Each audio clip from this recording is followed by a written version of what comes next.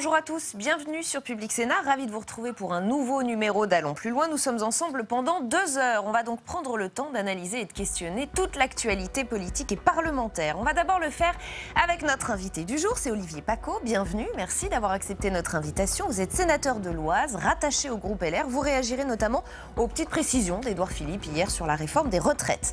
Durant ces 2 heures, nous irons également en salle des conférences pour recueillir les réactions d'autres sénateurs et sénatrices. Ce sera avec Fanny Conquis.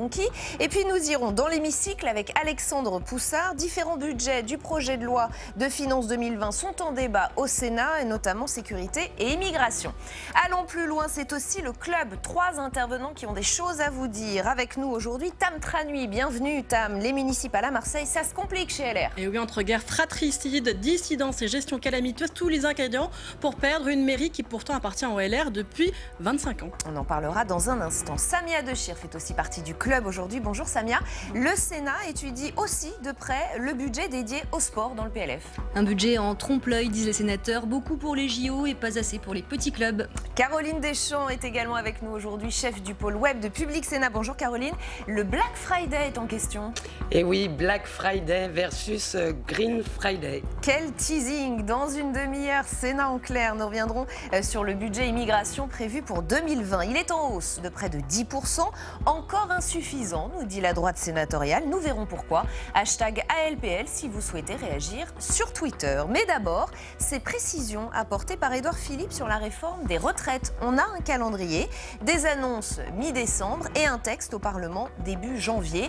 Est-ce tenable? On se posera la question dans un instant, notamment avec vous, Olivier Paccaud. D'abord, les réactions et les précisions, c'est avec Sandra Cerquera.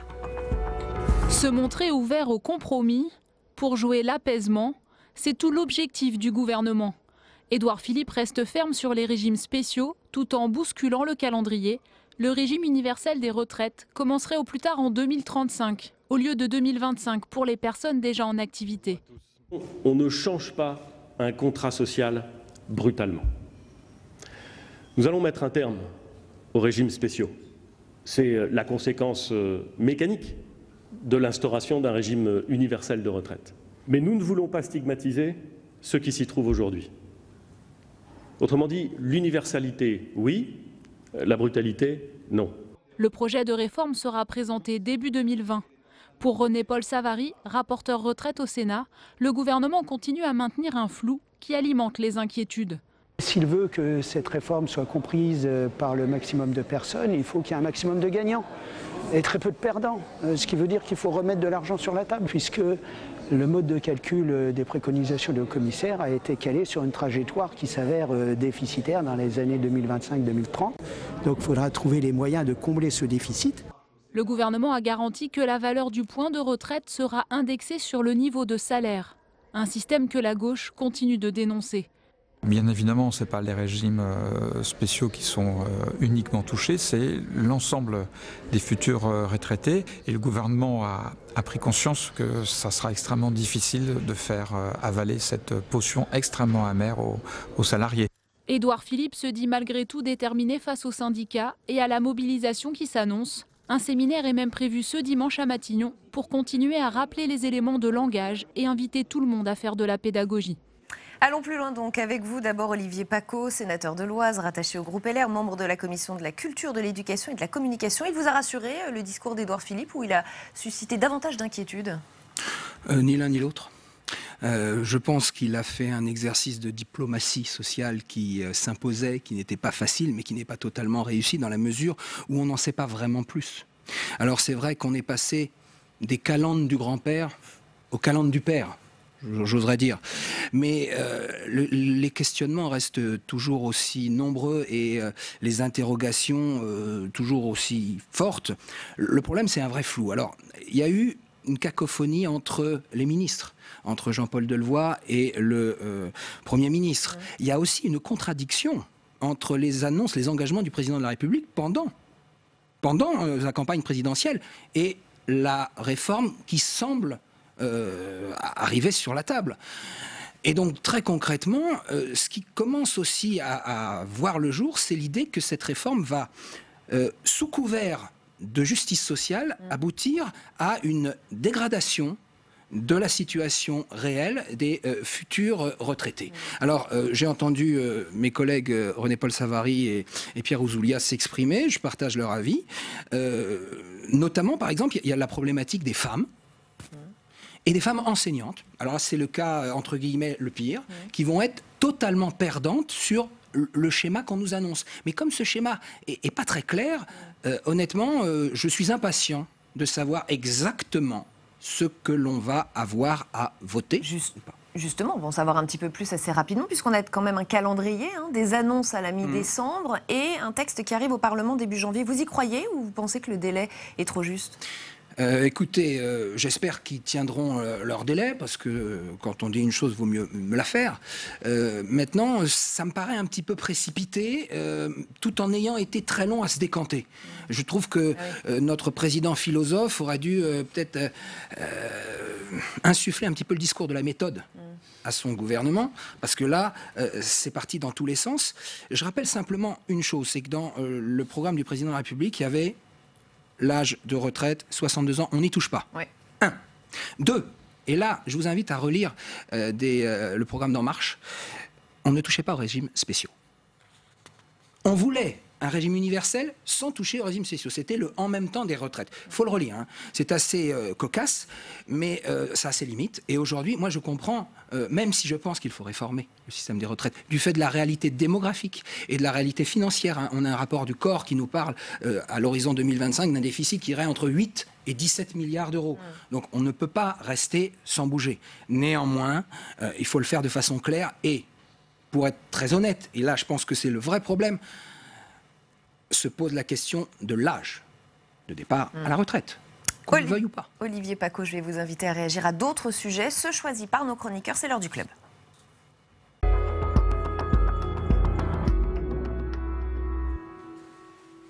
Et Tam Trani, on va commencer avec vous. Vous êtes intéressé aujourd'hui à Marseille, où la succession de Jean-Claude Gaudin semble très, très, très compliquée. Mais oui, à Marseille, c'est pas plus belle la vie, c'est plutôt dynastie. Hein.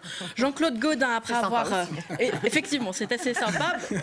Pas vraiment pour les Marseillais, en tout cas. Mais Jean-Claude Gaudin, après avoir régné sur la cité phocéenne, faut-il le rappeler, pendant 24 ans, est en train de laisser sa ville dans un sacré bazar. Vous connaissez l'adage, après moi le déluge. Eh bien, j'en ai trouvé le créateur, c'est Jean-Claude Gaudin. Alors... hier, on a appris notamment que LR investissait officiellement comme candidate à la mairie de Marseille Martine Vassal. Martine Vassal, elle est à la tête du département, à la tête de la métropole, mais surtout, elle a été adoubée par Jean-Claude Gaudin, mais n'allait surtout pas la traiter d'héritière. Écoutez-la ce matin chez nos confrères de RTL. Une élection, un poste, c'est pas un office notarial. Hein. Quand vous êtes élu à un poste, vous le gagnez. Ce sont les Marseillais et les Marseillaises qui donnent l'approbation d'avoir un candidat et d'avoir une personne. Donc moi, j'ai travaillé pendant 13 ans aux espaces publics avec Jean-Claude Gaudin. Jean-Claude Gaudin, c'est un homme bien. Il a transformé cette ville. C'est incontestable. Il y a eu du beau, il y a eu du mauvais. Et puis, il y a eu aujourd'hui un changement de génération. Je ne suis ni dans la rupture, ni la continuité. Je suis dans autre chose. Voilà, donc on a compris qu'elle n'assumait pas forcément d'être l'héritière de Jean-Claude Gaudin. Il faut dire que l'héritage est un peu lourd à porter. Effectivement, un rapport de la Chambre régionale des comptes, il y a 15 jours, a fustigé la gestion de la ville par Jean-Claude Gaudin, entre dépenses de personnel disproportionnées, absence de pilotage, de stratégie, école publique délabrée, patrimoine immobilier mal géré, tout ça sur le fond, en plus du drame de la rue d'Aubagne, il y a tout juste un an, catastrophe dans laquelle la mairie a été mise en cause. La rue d'Aubagne, c'est devenu le symbole de l'habitat indigne en France et une allégorie de l'ère Gaudin pour ses détracteurs. Et donc chez LR, tout le monde n'est pas d'accord pour laisser Martine Vassal se présenter à la mairie de Marseille. Et notamment le patron LR de la région, Renaud Muselier, qui lui n'hésite pas à étrier les dernières années de mandat de Jean-Claude Gaudin, qui soutient coûte que coûte son champion. Son champion, c'est le sénateur LR. On le voit, le sénateur LR des Bouches-du-Rhône, Bruno Gilles, qui a annoncé qu'il restait candidat à la mairie de Marseille en dissident. Du coup, Renaud Muselier n'hésite pas, lui, à tirer à boulet rouge sur l'héritière Martine Vassal. Écoutez-le dans notre matinale ce matin. Clairement, on a désigné Martine Vassal comme l'héritière. L'héritière de Jean-Claude Gaudin ? De Jean-Claude Gaudin. Donc l'héritière d'un système. Et Bruno est donc, de fait, clairement désigné comme la rupture. Et moi, j'ai toujours dit ni système ni extrême. C'est ça la difficulté qu'on rencontre à Marseille. S'ils se battent, ces deux-là, comment ils vont faire ? Mais comment ils vont faire pour garder la ville? Et donc, l'enjeu aujourd'hui, c'est simplement de dire comment elle peut ne pas être l'héritière en partant avec les mêmes positionnés, aidés par Jean-Claude, imposés par Jean-Claude, en prenant les mêmes sortants sur ces listes municipales. Est-ce que c'est la bonne solution pour Marseille, pour les Marseillais, de la désigner comme héritière d'un système défaillant? Je ne crois pas. Ce qui est drôle dans toute cette histoire, c'est qu'évidemment, Martine Vassal, Bruno Gilles, Renaud Muselier, tout ce monde se connaît extrêmement bien. Ils sont tous amis, ils ont tous grandi sous l'ombre tutélaire de Jean-Claude Gaudin. Et que Jean-Claude Gaudin, d'ailleurs, il leur a tous promis à un moment ou à un autre qu'il lui succéderait à la mairie de Marseille. Sauf qu'à ce petit jeu, LR pourrait perdre la ville. Et oui, diviser pour mieux régner, ça a été la stratégie de Jean-Claude Gaudin pour durer. Mais la division, ça marche rarement pour gagner des élections. Or, le RN, vous l'avez dit, est en embuscade. Il est mené par le sénateur Stéphane Ravier, qui est aux alentours de 21% dans les derniers sondages au premier tour, soit devant Martine Vassal et Bruno Gilles, si la droite traditionnelle refuse de s'allier. Olivier Paccaud, Marseille qui pourrait passer aux mains du RN à cause de divisions au sein de la famille politique LR, ça vous inquiète? Écoutez, une succession d'une personnalité aussi forte que Jean-Claude Gaudin, effectivement, si c'est pas préparé, ça peut aller dans tous les sens. Et on s'oriente vers ça parce que ce sont de fortes personnalités. Moi, je connais Bruno Gilles, qui est un de mes collègues. Martine Vassal aussi est une forte personnalité. Donc, il y a tous les ingrédients, effectivement, de la défaite. C'est clair et net. Après, je ne me permettrai pas de porter un jugement sur l'un ou l'autre des candidats. Je ne suis pas marseillais. Simplement, il y a quand même une commission d'investiture qui a eu une décision hier. C'est Martine Vassal.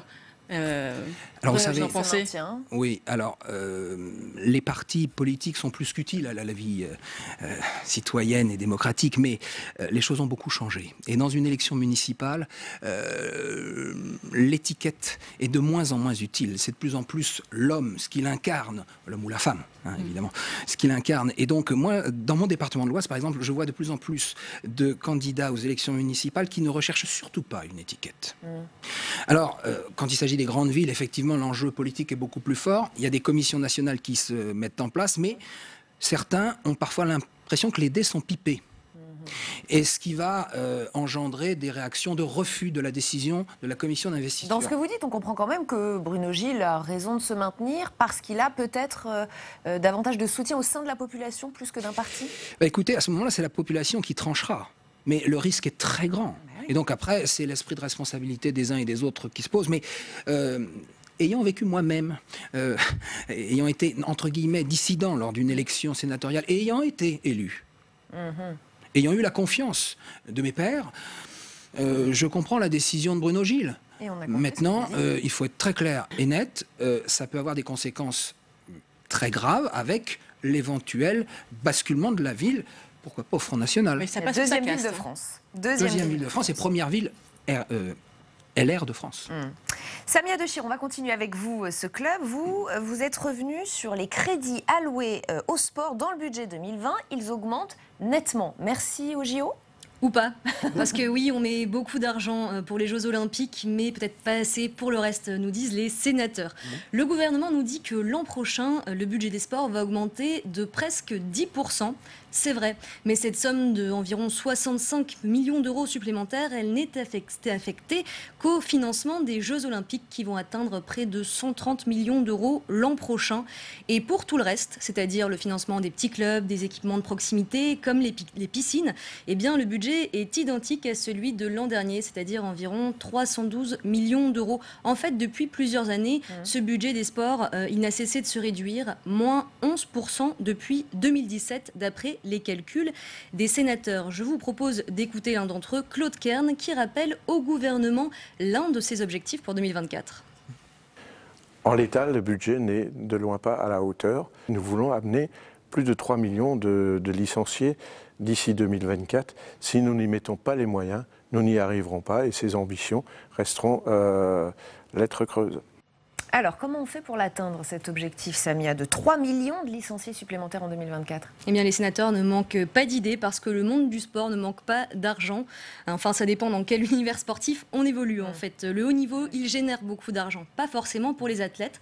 En tout cas, il rapporte à l'État, en termes de taxes, des taxes sur les paris sportifs, sur les droits de retransmission audiovisuelle. Ça rapporte quand même maintenant plus de 400 millions d'euros en une année. Sauf que sur cette somme, seuls 140 millions d'euros vont effectivement aller au ministère des Sports, soit environ un quart des recettes. Alors pourquoi si peu ? Eh bien tout simplement parce qu'il existe un plafond qui fait qu'on ne peut pas affecter plus d'une certaine partie de cette somme au ministère des Sports. Le reste, enfin, tout simplement au budget général. Et ce plafond, il a été calculé il y a longtemps, au moment où ces taxes, elles rapportaient beaucoup moins d'argent qu'aujourd'hui. Et pourquoi on ne le relève pas, ce plafond ? Eh bien c'est ce qu'espéraient faire les sénateurs, parce qu'ils considèrent que c'est une forme de solidarité du sport de haut niveau avec celui des petits clubs, des petites associations. Les députés étaient du même avis, du moins au départ, en fait, parce qu'ils ont adopté un amendement en première partie du budget à l'Assemblée nationale pour déplafonner cette taxe. Sauf que le ministère du budget, justement, lui, il ne l'entendait pas de cette oreille. Et du coup, il a demandé un second vote. Et cette fois, la proposition, eh bien, elle a tout simplement été rejetée. Ratée, donc, pour cette fois, mais les sénateurs, ils ont d'autres idées de financement pour augmenter le budget du ministère des Sports. Alors, lesquelles ? Quelles idées ? Où trouver les sous, Samia, pour financer ce sport pour tous ? Eh bien, il y a une proposition qui a été faite ce matin par le groupe communiste. Tout simplement reverser au ministère des Sports l'intégralité du budget du service national universel. Vous savez, ce service qui est proposé à un certain nombre de jeunes en France. Ça représente un budget d'environ 30 millions d'euros. C'est pas énorme, mais ces 30 millions d'euros, disent les sénateurs communistes, seraient plus utiles au sport, ou alors au financement de la vie associative, parce qu'on examinait aussi ces crédits-là ce matin, ceux de la jeunesse et des associations, et c'est un amendement qui était porté par la sénatrice Céline Brulin. Il me semble que, je l'ai dit, le premier lieu d'engagement de la jeunesse, ce sont précisément les associations, et que soutenir les associations, c'est favoriser l'engagement de la jeunesse, et je pense de manière beaucoup plus efficace que par le SNU. Voilà pourquoi nous faisions ce lien. Cet amendement, il a été rejeté. Une grande partie des sénateurs étaient contre. À droite, notamment, on a dit on ne va quand même pas déshabiller Paul pour habiller Jacques.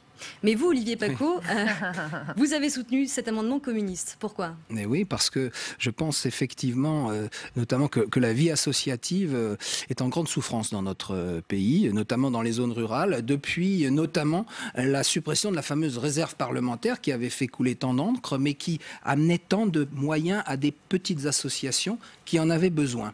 Et le service national universel est sur... je pense que c'est une bonne mesure. Néanmoins, c'était une façon de montrer, par mon vote, que la vie associative méritait d'être mieux considérée. Je fais partie des élus. On est souvent invité à des assemblées générales, à des manifestations. J'y vais toujours. Et par contre, je suis un des rares parlementaires à verser une partie de mes indemnités aux associations de mon canton ou aux communes de mon département. Et la vie associative, pour moi, c'est essentiel en matière de lien social. Alors, le SNU a pour but de recréer un esprit citoyen, entre guillemets, au sein de notre jeunesse. Vous y croyez aussi ? Au SNU ? Oui, au fait que ça recrée ce lien, ou vous croyez davantage justement à la vie associative pour recréer ce lien ? Écoutez, je pense que les deux sont utiles, mais les associations ont été trop fragilisées depuis 2017 avec la suppression de la réserve parlementaire et des contrats aidés qui ont été réduits comme peau de chagrin. Et donc c'était une manière de effectivement pousser un petit coup de gueule, mais je pense franchement que c'est une grosse erreur que le gouvernement n'a pas encore rattrapée, sincèrement. Mais concrètement, quel argent on trouve alors pour cette vie associative ? On le prend du côté du SNU ? On va prendre une partie, la totalité comme le veulent les communistes ? De toute façon, cet amendement, il a été rejeté. Mais très concrètement, aujourd'hui, la vie associative, elle est avant tout financée par ce qu'on appelle le FDVA, le Fonds départemental de la vie associative, qui devait être alimenté en partie par l'ex-réserve parlementaire, mais arrivé, ça a été des montants minimes. Il faut effectivement redévelopper... consolider ce FDVA et puis surtout aussi le rendre plus transparent parce qu'aujourd'hui, il y a une vraie recentralisation. Du temps de la réserve parlementaire, c'était les parlementaires qui pouvaient aider et qui connaissaient leur territoire. Aujourd'hui, c'est le préfet. Monsieur le préfet, entouré de quelques personnalités élues mais pas de parlementaires pour l'instant. Et nous souhaitons pouvoir obtenir une vraie transparence sur la distribution de ces fonds. Ça n'était pas forcément plus transparent du temps de la réserve parlementaire où il n'y avait pas d'obligation justement de transparence pour les parlementaires. Alors, c'était pas plus transparent, sauf pour les parlementaires qui publiaient la liste des associations ou des communes qu'ils aidaient. De manière volontaire. Bon, ceci étant, pour les communes, il y avait forcément une délibération du conseil municipal, donc c'était forcément en public. Pour les associations, elles le faisaient savoir, elles aussi. Maintenant, un parlementaire intelligent, il aide tout le monde. Il aide pas seulement ses amis, s'il est intelligent. Sincèrement, c'est le meilleur moyen d'être élu, si vous voulez parler de clientélisme. Là, maintenant, le clientélisme, il est préfectoral. Il faut dire clairement les choses. Allez, Caroline Deschamps, on va poursuivre avec vous. On termine ce club avec vous. Vous êtes chef du pôle web de Public Sénat. On est à la veille du Black Friday. Personne n'a pu passer à côté. Je suis sûre, même vous, Olivier Paco, on l'entend partout. Oui. Mais il pose un certain nombre de questions maintenant sur le Black Friday. Oui, je ne sais pas vous, mais moi, Rebecca, depuis lundi, ma boîte mail est littéralement inondée de messages. Mes réseaux sociaux de posts sponsorisés Black Friday avec des promos en tout genre. Alors, le Black Friday, vous savez, c'est cette opération venue des États-Unis qui lance traditionnellement les achats de Noël avec d'importantes réductions. Ça a d'abord été mis en place pour les sites en ligne et puis finalement les magasins physiques en France le transforment souvent carrément en semaine, la Black Week, l'occasion de faire des bonnes affaires, mais ça ne plaît pas à tout le monde. Oui, d'ailleurs le Black Friday suscite de plus en plus d'opposition sur les réseaux sociaux, mais pas seulement. Oui, et notamment pour des raisons environnementales. Au sein même du gouvernement, Elisabeth Borne, la ministre de la Transition écologique, a alerté lundi sur BFM Business contre la pollution générée par le Black Friday. On l'écoute. C'est un peu une frénésie de consommation où à coup de remises, de publicité, on vous incite à acheter des produits dont vous n'avez pas nécessairement besoin. Je voudrais qu'on ait en tête un chiffre. L'an dernier, au lendemain du Black Friday, c'était 1 million de colis livrés dans Paris. Donc on ne peut pas à la fois vouloir baisser les émissions de gaz à effet de serre et appeler comme ça une frénésie de consommation. Frénésie, le mot est lâché, mais il est vrai qu'aux États-Unis, ce vendredi noir, les gens se ruent littéralement dans les magasins, ce qui provoque des accidents et des bousculades. Alors, il y a eu une deuxième salve, Rebecca, au sein de l'exécutif. Brune Poirson, la secrétaire d'État, a dénoncé, elle, je cite, une double arnaque pour la planète et le porte-monnaie. Elle mise, elle, sur la lutte contre l'obsolescence programmée. Troisième salve, lors de l'examen de la loi anti-gaspillage en commission à l'Assemblée, les députés ont adopté un amendement de Delphine Batho qui vise à interdire les promotions du Black Friday. Bravo, tweet Mathieu Orphelin, le député ex-LREM. Pas sûr pourtant, Rebecca, que l'amendement soit adopté le 9 décembre prochain, car évidemment, du côté des commerçants, eh bien, on défend vigoureusement le Black Friday. François Monboisse, le président de la Fédération des entreprises de vente à distance, montre sur Twitter que novembre est le plus gros mois de l'année avant décembre, depuis le Black Friday. Et Bruno Le Maire, me direz-vous. Mais oui, Bruno Le Maire. On ne l'entend pas. On ne l'entend pas beaucoup sur ce sujet, comme sur d'autres d'ailleurs. En tout cas, il est sûr qu'il n'est pas tout à fait sur la même ligne que ses collègues de l'écologie, puisque c'est lui qui, en 2017, a souhaité importer le Black Friday en France. Il est peut-être un peu embarrassé, Bruno Le Maire. Toutes les enseignes le font, ce Black Friday, Caroline ? Et non, la marque de vêtements, je vais citer une marque, même si je n'ai pas trop le droit. Allons-y. La marque de vêtements Fago et 650 marques françaises ont décidé de boycotter le Black Friday et se sont regroupées sous le collectif Make Friday Green Again. La raison invoquée, une journée qui incite à une surconsommation déraisonnable avec un coût environnemental et social. Alors on ne sait pas si c'est une véritable sensibilité écolo ou un coup de com', on verra. Toujours est-il que l'appel à un Green Friday fait de plus en plus d'adeptes sur les réseaux sociaux. Les assos écolos comme Extinction Rébellion ou Greenpeace appellent carrément au Block Friday avec des actions dans toute la France pour dénoncer, je cite, la plus grande braderie de la planète. Alors on verra demain, Rebecca, si Green is the new black. Et on en parlera dans notre grand débat tout à l'heure. Olivier Paco, vous êtes plutôt Green Friday, Black Friday, Block Friday, vous êtes quoi? Alors très honnêtement, je serais plutôt Block Friday. Ah ouais? Oui. Alors on est pris dans la porcelaine de nos contradictions parce que d'un côté, on tient de plus en plus un langage éco-responsable, citoyen éco-responsable, et on a raison. Mais de l'autre, on a, Madame le ministre parlait de frénésie, effectivement, de surconsommation. Et évidemment, ce Black Friday, il peut être utile aussi pour des gens modestes, qui vont pouvoir s'offrir des choses qu'ils ne pourraient pas s'offrir le reste de l'année. Donc là, c'est une bonne chose. Mais il y a quand même cette espèce de course pathologique au toujours plus, à avoir plus, à posséder plus, qui a des conséquences environnementales dramatiques. Mais vous allez jusqu'à dire qu'il faut aller vers un modèle de décroissance, qu'il faut cesser cette... Non, le mot décroissance me gêne, mais in medio stat virtus. Je veux dire, il faut vraiment avoir un minimum de bon sens et il faut savoir raison garder. Et c'est vrai qu'on est allé trop loin, certainement, dans cette frénésie de consommation. Je pense que le mot utilisé par Mme Borne est juste. Allez, Olivier Paco, on continue. C'est l'heure de Ça se passe chez vous.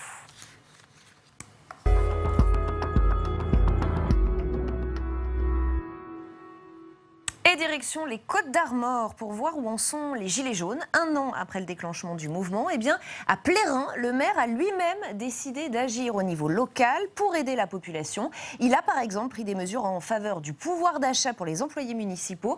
Et si la crise des Gilets jaunes pouvait se régler aussi au niveau local? On va se poser cette question après le reportage de Cécile Sixou et de Jonathan Dupriez.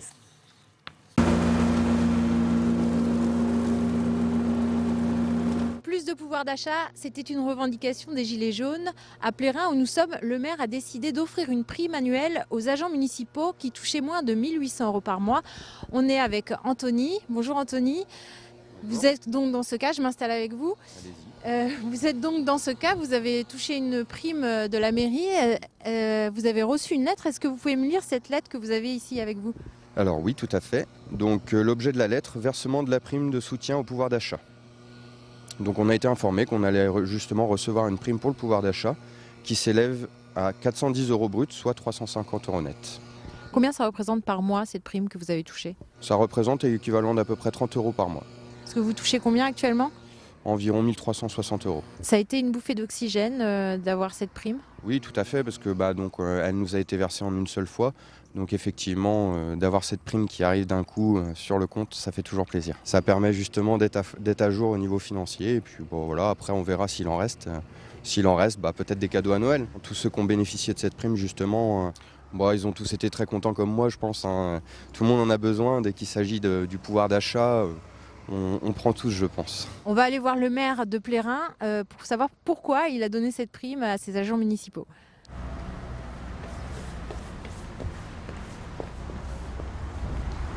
Bonjour Monsieur Cardraon. Bonjour, bienvenue. On vient de voir un de vos agents municipaux qui a touché cette prime. Pour vous, quel a été le déclic pour mettre en place cette prime? Le déclic, ça a été le mouvement des Gilets jaunes en décembre de l'année dernière. Et on avait décidé, effectivement, nous, collectivités, de répondre à l'appel du président Macron et d'allouer cette fameuse prime au pouvoir d'achat. Comment est-ce que vous l'avez financée, cette prime? On l'a financé par des économies, on l'a financé aussi par le fait qu'on avait touché des droits de mutation supplémentaires. C'est 100 000 € à peu près pour 168 personnes. Ici à Plérin, vous aviez des cahiers de doléances. Qu'est-ce qu'ils sont devenus? Un an après, on peut dire que les demandes initiales des Gilets jaunes, je pense notamment tout ce qui tourne autour du pouvoir d'achat, les questions sont toujours restées en suspens. Il n'y a pas de réponse positive à leurs demandes. Il y a eu un grand débat national qui a rassemblé les élus, un certain nombre de forces vives, les acteurs sociaux. Et quand on écoute, quand on voit aujourd'hui ce qui se passe en France, on peut se dire que le mouvement, notamment dans sa phase initiale, n'a pas forcément été entendu. Vous avez fait d'autres choses que ces primes ou ces cahiers de doléances? Est-ce que vous pouvez me dire ce que vous avez fait d'autre? On a également pris la décision de leur allouer un terrain municipal afin qu'ils puissent se réunir et se rencontrer régulièrement. Donc ce terrain a été occupé pendant près de 4 à 5 mois. On va voir le terrain du coup? On y va avec plaisir et puis on est parti. Donc c'est ici qu'ils étaient installés au plus fort du mouvement. J'avais effectivement négocié avec eux qui n'occupent pas le rond-point, mais qui s'installent ici pour qu'ils soient aussi visibles de la population Et ils se retrouvaient là régulièrement. Ils étaient une trentaine, une quarantaine régulièrement à se rencontrer, à se réunir. C'était occupé le jour et il y avait une permanence la nuit. Vous veniez régulièrement leur rendre visite à ces Gilets jaunes ? Oui, tout à fait. Je venais régulièrement les rencontrer. C'est là que j'ai pu me rendre compte aussi de la sociologie des personnes qui étaient là et de la difficulté qu'ils avaient à vivre au quotidien, et notamment des retraités, bas salaires, bas revenus, des professions médicales ou paramédicales comme les aides-soignantes ou les infirmières. Le maire de Plérin reste attentif à ses administrés qui avaient manifesté il y a un an sur ce terrain. Pour lui, si les Gilets jaunes sont aujourd'hui moins visibles, le malaise reste bien présent. C'est ce qui s'appelle être à l'écoute de la colère sociale, Olivier Paccaud. Oui, alors moi je vais vous dire deux choses. La première, c'est que la fameuse prime de 1 000 €, la prime Macron, en fait, c'est une prime d'initiative parlementaire à la base, puisqu'il y avait une proposition de loi du député Olivier Dassault en 2017, en octobre 2017 à ce sujet, que nous l'avons reprise avec le sénateur Jean-François Rapin, et qu'elle a ensuite été reprise. Et nous nous en félicitons, même si dans le cadre du budget 2020, nous avons regretté que sa reconduction soit conditionnée éventuellement à la mise en place dans les entreprises de la participation, ce qui est strictement impossible dans les toutes petites entreprises. Néanmoins, c'est une bonne chose. Après, les collectivités, quand elles ont des moyens, elles font des choses. Et dans mon département de l'Oise, nous avions mis en place dès 2015 ce qu'on appelle le passe-permis citoyen. C'est une aide de 600 € pour les jeunes qui passent le permis de conduire, en échange de 70 heures de contribution citoyenne au service soit d'une association, soit d'une municipalité. Nous en sommes à plus de 12 000 bénéficiaires. Parce que passer le permis pour une famille modeste ou même de classe moyenne, c'est très coûteux. Et effectivement, le problème du pouvoir d'achat, il est encore très présent dans notre pays, c'est bien évident. Vous dites que les collectivités peuvent faire des choses, mais plus que quand ça, peut-être qu'elles peuvent régler les choses. Oui, non, mais bien sûr. Alors, c'est un très bel exemple quand même. Très beau reportage. Parce que je pense que c'est une ville qui n'est pas si grande que ça. Hein. Mais moi, je connais des petites villes qui font aussi des petits gestes, alors envers des aînés, envers des familles avec de jeunes enfants. Tout à l'heure, je vous ai parlé de la recentralisation. Je pense sincèrement que un des moyens de résoudre une partie des problèmes de notre pays, c'est de faire confiance à l'intelligence des territoires, à l'intelligence des collectivités qui savent point par point mieux répondre que l'État parce qu'elles sont plus proches de la problématique. Et on en a vu un bel exemple dans ce reportage de Cécile Sixou et Jonathan Dupriez. Merci infiniment Olivier Paccaud d'avoir été avec nous aujourd'hui. Merci à toutes les trois d'avoir fait partie de ce club. Tout de suite, c'est Sénat en clair.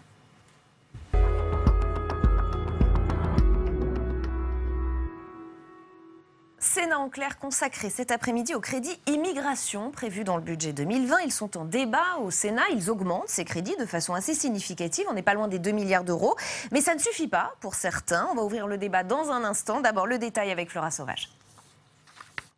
Des crédits alloués à l'asile et l'immigration en hausse de 9,8% par rapport à l'année 2019. C'est ce que propose le projet de loi de finances examiné par les sénateurs en séance publique.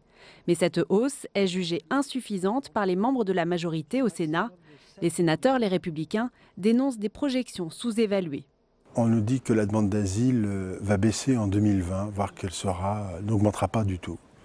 Enfin, c'est tout à fait insupportable que de croire ça, ou c'est vouloir tromper les parlementaires que de croire ça.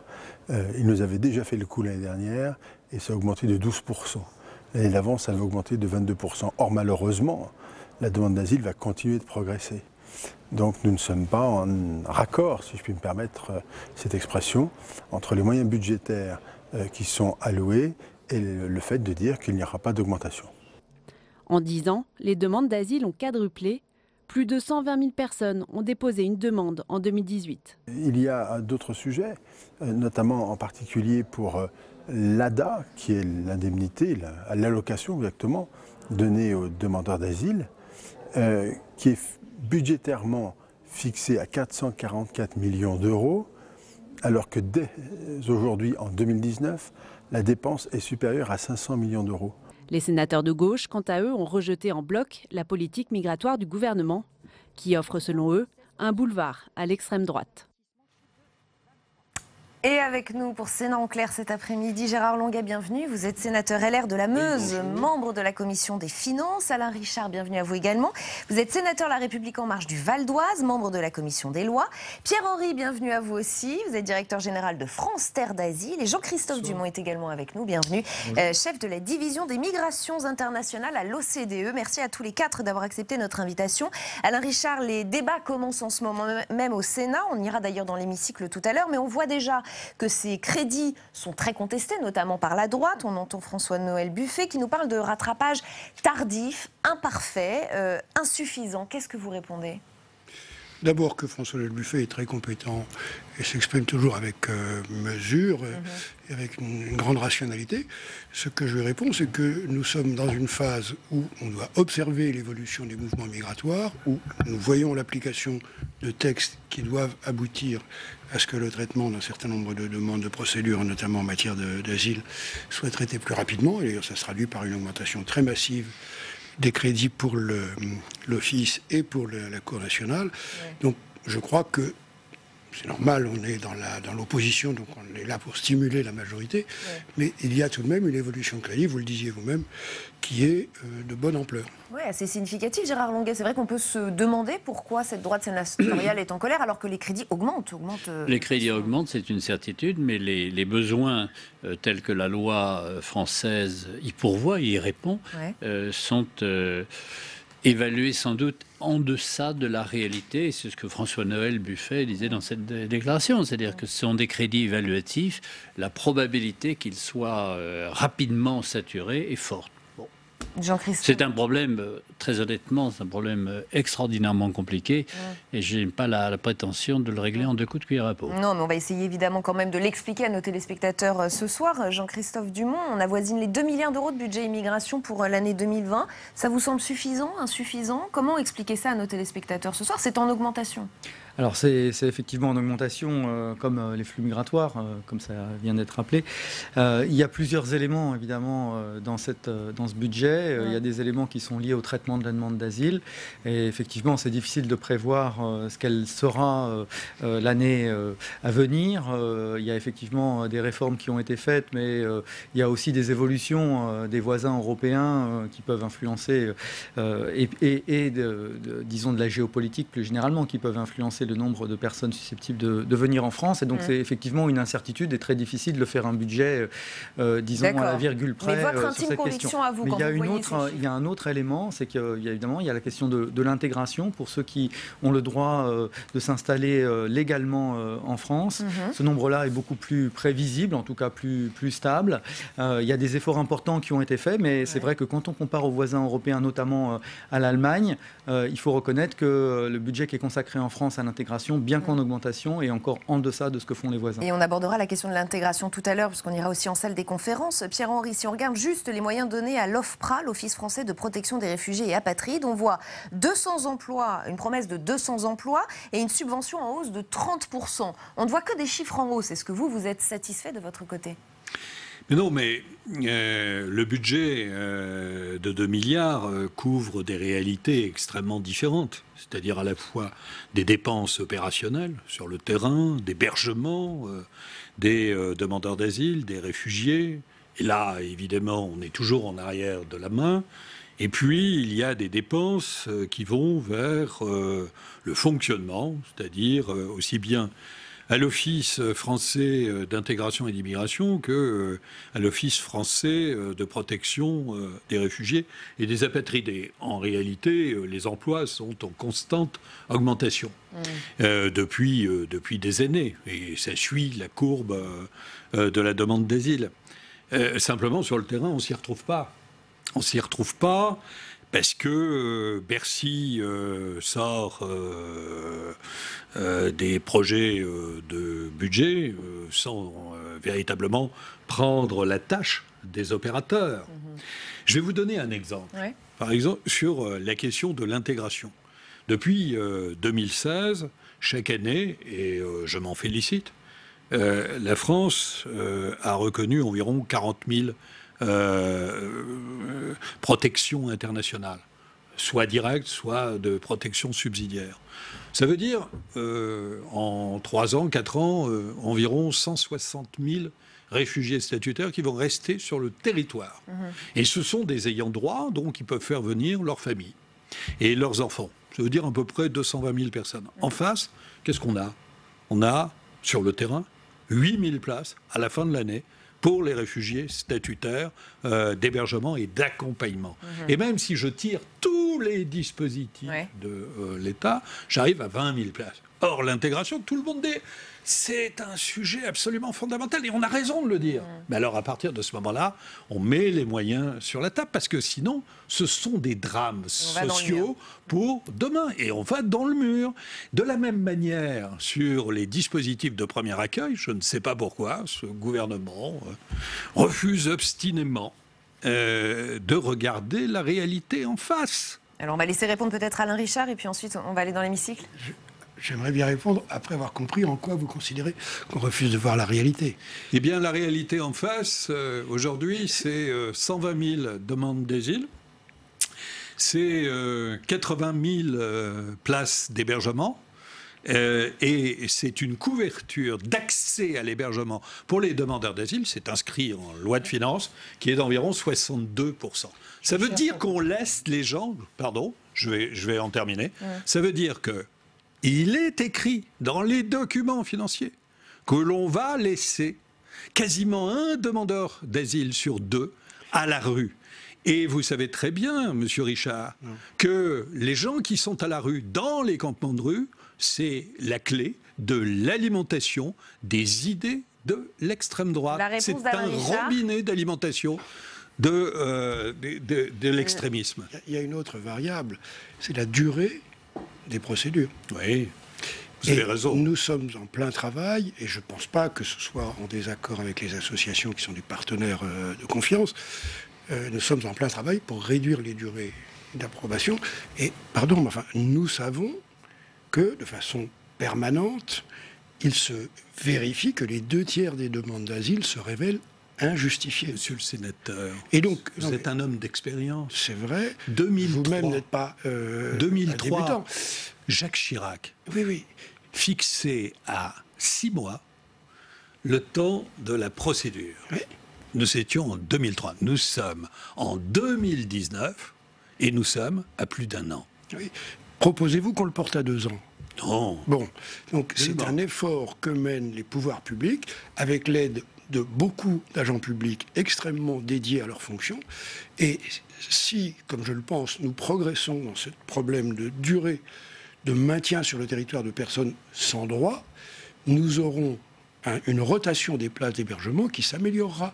Et je suis sûr que vous aurez à cœur de nous y aider. Alors, on va poursuivre, mais comme promis, je vous ai dit qu'on irait dans l'hémicycle rejoindre Alexandre Poussard. Alexandre, vous suivez les débats qui ont commencé il y a tout juste quelques minutes et je crois que ça a commencé fort.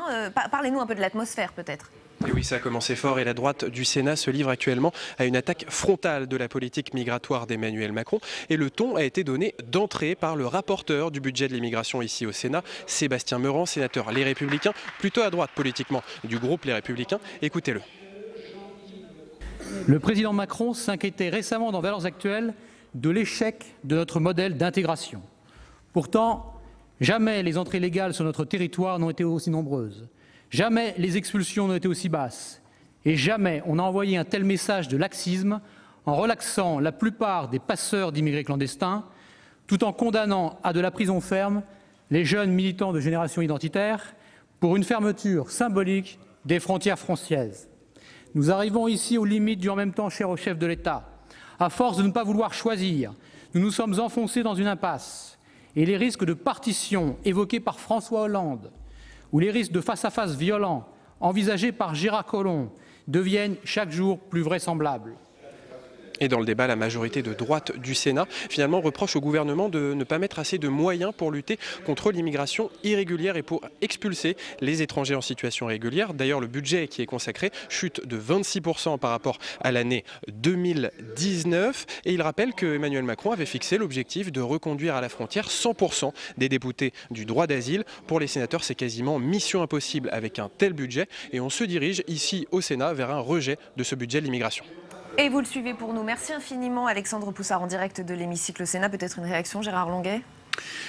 Les sénateurs ne représentent pas les mêmes départements. Quand vous êtes sénateur de Saint-Denis, ce qui n'est pas le cas de Stéphane Meurant d'ailleurs, et que vous lisez le rapport, Sébastien, le rapport de Cornu-Gentil sur l'État en Seine-Saint-Denis, la présence de l'État dans le département de Seine-Saint-Denis, vous avez des interlocuteurs administratifs qui sont de bonne volonté, qui ne sont pas capables de vous dire s'il y a 130 000, 200 000 ou 300 000 clandestins dans le seul département de Seine-Saint-Denis. Et donc, ce qui rend la discussion extraordinairement difficile, c'est que nous avons il y a une cécité totale sur les chiffres, où on se jette des chiffres par dizaines, centaines de milliers, parce qu'on n'a pas le courage d'aller dans la vérité de ces chiffres, article 1. Et puis, en vous écoutant, je me pose la question, qu'est-ce qu'une intégration réussie ? Au fond, l'objectif, vous dites la politique de l'intégration est insuffisante, le nombre de places en foyer est insuffisant. Ce n'est pas l'objectif d'une politique d'intégration. La politique d'intégration, c'est de faire en sorte que des gens vivent au quotidien comme vivent nos compatriotes, et en souhaitant d'ailleurs qu'ils adhèrent au mode de vie de nos compatriotes, ce qui est encore un autre problème. Je crois que le Front National a pourri ce débat de l'immigration, de l'asile, et on n'ose pas en parler. Et à force de ne pas en parler, on se retrouve confronté à des problèmes que nous ne sommes pas capables de régler parce que nous ne sommes même pas capables de les définir. Mathématiquement, en statistique, et permettez-moi de le dire, en objectif. Parce que vous avez des gens qui viennent chez nous avec l'idée de repartir ailleurs, ce qu'on peut parfaitement comprendre, mais pour lesquels l'intégration en France n'a simplement pas de sens. Jean-Christophe Dumont. Bon, pour peut-être revenir sur les chiffres, effectivement, pour lesquels on a quand même... il y a effectivement peut-être des zones d'ombre, comme dans toute statistique publique, notamment sur le nombre de personnes qui seraient en situation irrégulière, même si avec les statistiques de l'AME, on peut faire une approximation. Alors justement, pardonnez-moi de vous couper, mais j'aimerais avoir votre avis. Est-ce qu'il y a un coefficient facile qui permet de passer de l'AME, c'est-à-dire de l'aide médicale d'État, à la vérité des présents clandestins? À partir du moment où il n'y a pas de conséquences sur les individus qui sollicitent ces droits, donc ils n'ont pas, disons, une plus grande probabilité d'être identifiés, retournés, etc. Ce qui est le cas aujourd'hui, on peut penser que même s'il n'y a pas une adéquation parfaite entre le nombre de bénéficiaires de l'AME et le nombre de personnes en situation irrégulière, le chiffre ne devrait pas être très loin. En tout cas, ça nous donne un ordre de grandeur et ça nous donne aussi un ordre de grandeur de l'évolution. Il y a environ 300 000 recours par an. Donc, mettons même, enfin, voilà, on peut imaginer que donc le ça nombre suppose une population, parce que tout le monde n'a pas besoin de l'AME. L'AME couvre l'ensemble des soins, donc la même proportion que la population générale. Oui, donc tout ça pour dire que, évidemment, c'est peut-être l'aspect qui est le moins connu, mais sur les autres... Ça veut dire que pour passer des bénéficiaires de l'AME à la probabilité des clandestins, c'est quel coefficient ? Il n'y a pas de chose qui soit déterminée, mais on n'est pas loin du 1 pour 1. En tout cas, c'est pas tellement l'enjeu. Le fait que les statistiques sur disons, les gens qui sont des résidents en situation régulière, pour elles, sont bien connues. Oui. Et ce qui est sûr, c'est que, et c'est là où effectivement on peut voir un décalage, c'est qu'on n'est plus dans une situation de crise. Et certes, la migration a augmenté, certes, la demande d'asile a augmenté. Effectivement, il y a une situation, disons, de gestion des arrivées et de l'accueil qui est problématique, mais à l'échelle européenne et à l'échelle de la France, on n'est pas dans des statistiques qui semblent insurmontables pour le budget et la capacité, disons, des services publics. Est-ce que c'est une affaire de budget ou est-ce que c'est une affaire de projet ? C'est-à-dire, quel est le projet pour la France au regard de ceux qui veulent venir chez nous, et quel est le projet de ces gens-là eux-mêmes? Que veulent-ils de la France? Ce qu'il faut bien comprendre, c'est qu'encore une fois, il y a comme un effet de loupe sur l'asile, mais l'asile, c'est 120 000 personnes, c'est environ 40 000 bénéficiaires, comme c'était rappelé précédemment, aux différents titres de la protection internationale. Et puis, à côté de ça, c'est environ 220 000 autres titres, c'est 260 000, c'est environ 40 sur 260 titres qui sont donnés régulièrement. Et la plupart de ces personnes qui viennent, ils viennent avec un projet, ça peut être un projet d'études, où ils viennent suite à des droits qui sont reconnus, le droit au regroupement familial ou aux besoins de l'économie française. Donc il faut quand même, ce projet-là, il est effectivement multidimensionnel. On n'est pas au Canada ou en Nouvelle-Zélande où on cherche à utiliser la migration pour renforcer le peuplement. Vous avez des pays qui ont des politiques d'immigration. La France en a une, mais elle est multidimensionnelle. Alors on va poursuivre la discussion. Non, je n'ai jamais vu puisque vous avez abordé le volet intégration, il y a très clairement ce qu'il voulait. On va poursuivre, mais pardonnez-moi, on va aller en salle des conférences dans un instant. Vous avez vous-même abordé ce volet intégration. Je vais juste vous répéter les mots d'Édouard Philippe il y a quelques semaines. Mettre le paquet sur l'intégration par le travail, limiter les irritants qui gênent le parcours d'intégration, par exemple en réduisant les taxes sur les titres de séjour. L'exécutif se donne-t-il les moyens de ses ambitions en matière d'intégration? Je vais vous poser la question dans un instant. On va d'abord rejoindre Fanny Conqui qui est aux côtés de Marie-Noëlle Lienemann en salle des conférences. Marie-Noëlle Lienemann, sur le volet intégration, les crédits augmentent. Est-ce que vous avez l'impression que le gouvernement se donne les moyens de son ambition ? Ils augmentent, mais pas du tout de façon suffisante. Et d'ailleurs, je partage l'idée que la question de l'intégration est la question centrale. Intégration pour les primo-arrivants, mais aussi pour ceux qui ont besoin de faire renouveler leur carte de séjour ou de demander la naturalisation. Il y a des queues très longues qui mettent d'ailleurs parfois certains dans les limites de la légalité. Donc nous avons là, il faut créer des postes pour résoudre ces problèmes. Et sans doute, il faut aussi doper dans les contrats d'intégration la prise en compte globale et notamment la partie emploi, valorisation des compétences, éventuelle formation complémentaire. Bref, l'intégration ne soit pas simplement l'apprentissage de la langue, qui est indispensable, ou la compréhension de la citoyenneté et des valeurs de notre République, tout aussi important, mais ça doit être une prise en compte globale. Or, ce qui est prévu ne permet pas un saut qualitatif pourtant et quantitatif, pourtant nécessaire. J'insiste, bien sûr, pour nos concitoyens, on se dit mettre de l'argent pour l'immigration. Non, c'est fondamental parce que le doute républicain s'est installé dans notre pays. La France doute d'elle-même dans sa capacité à accueillir raisonnablement des immigrés, de bien les intégrer.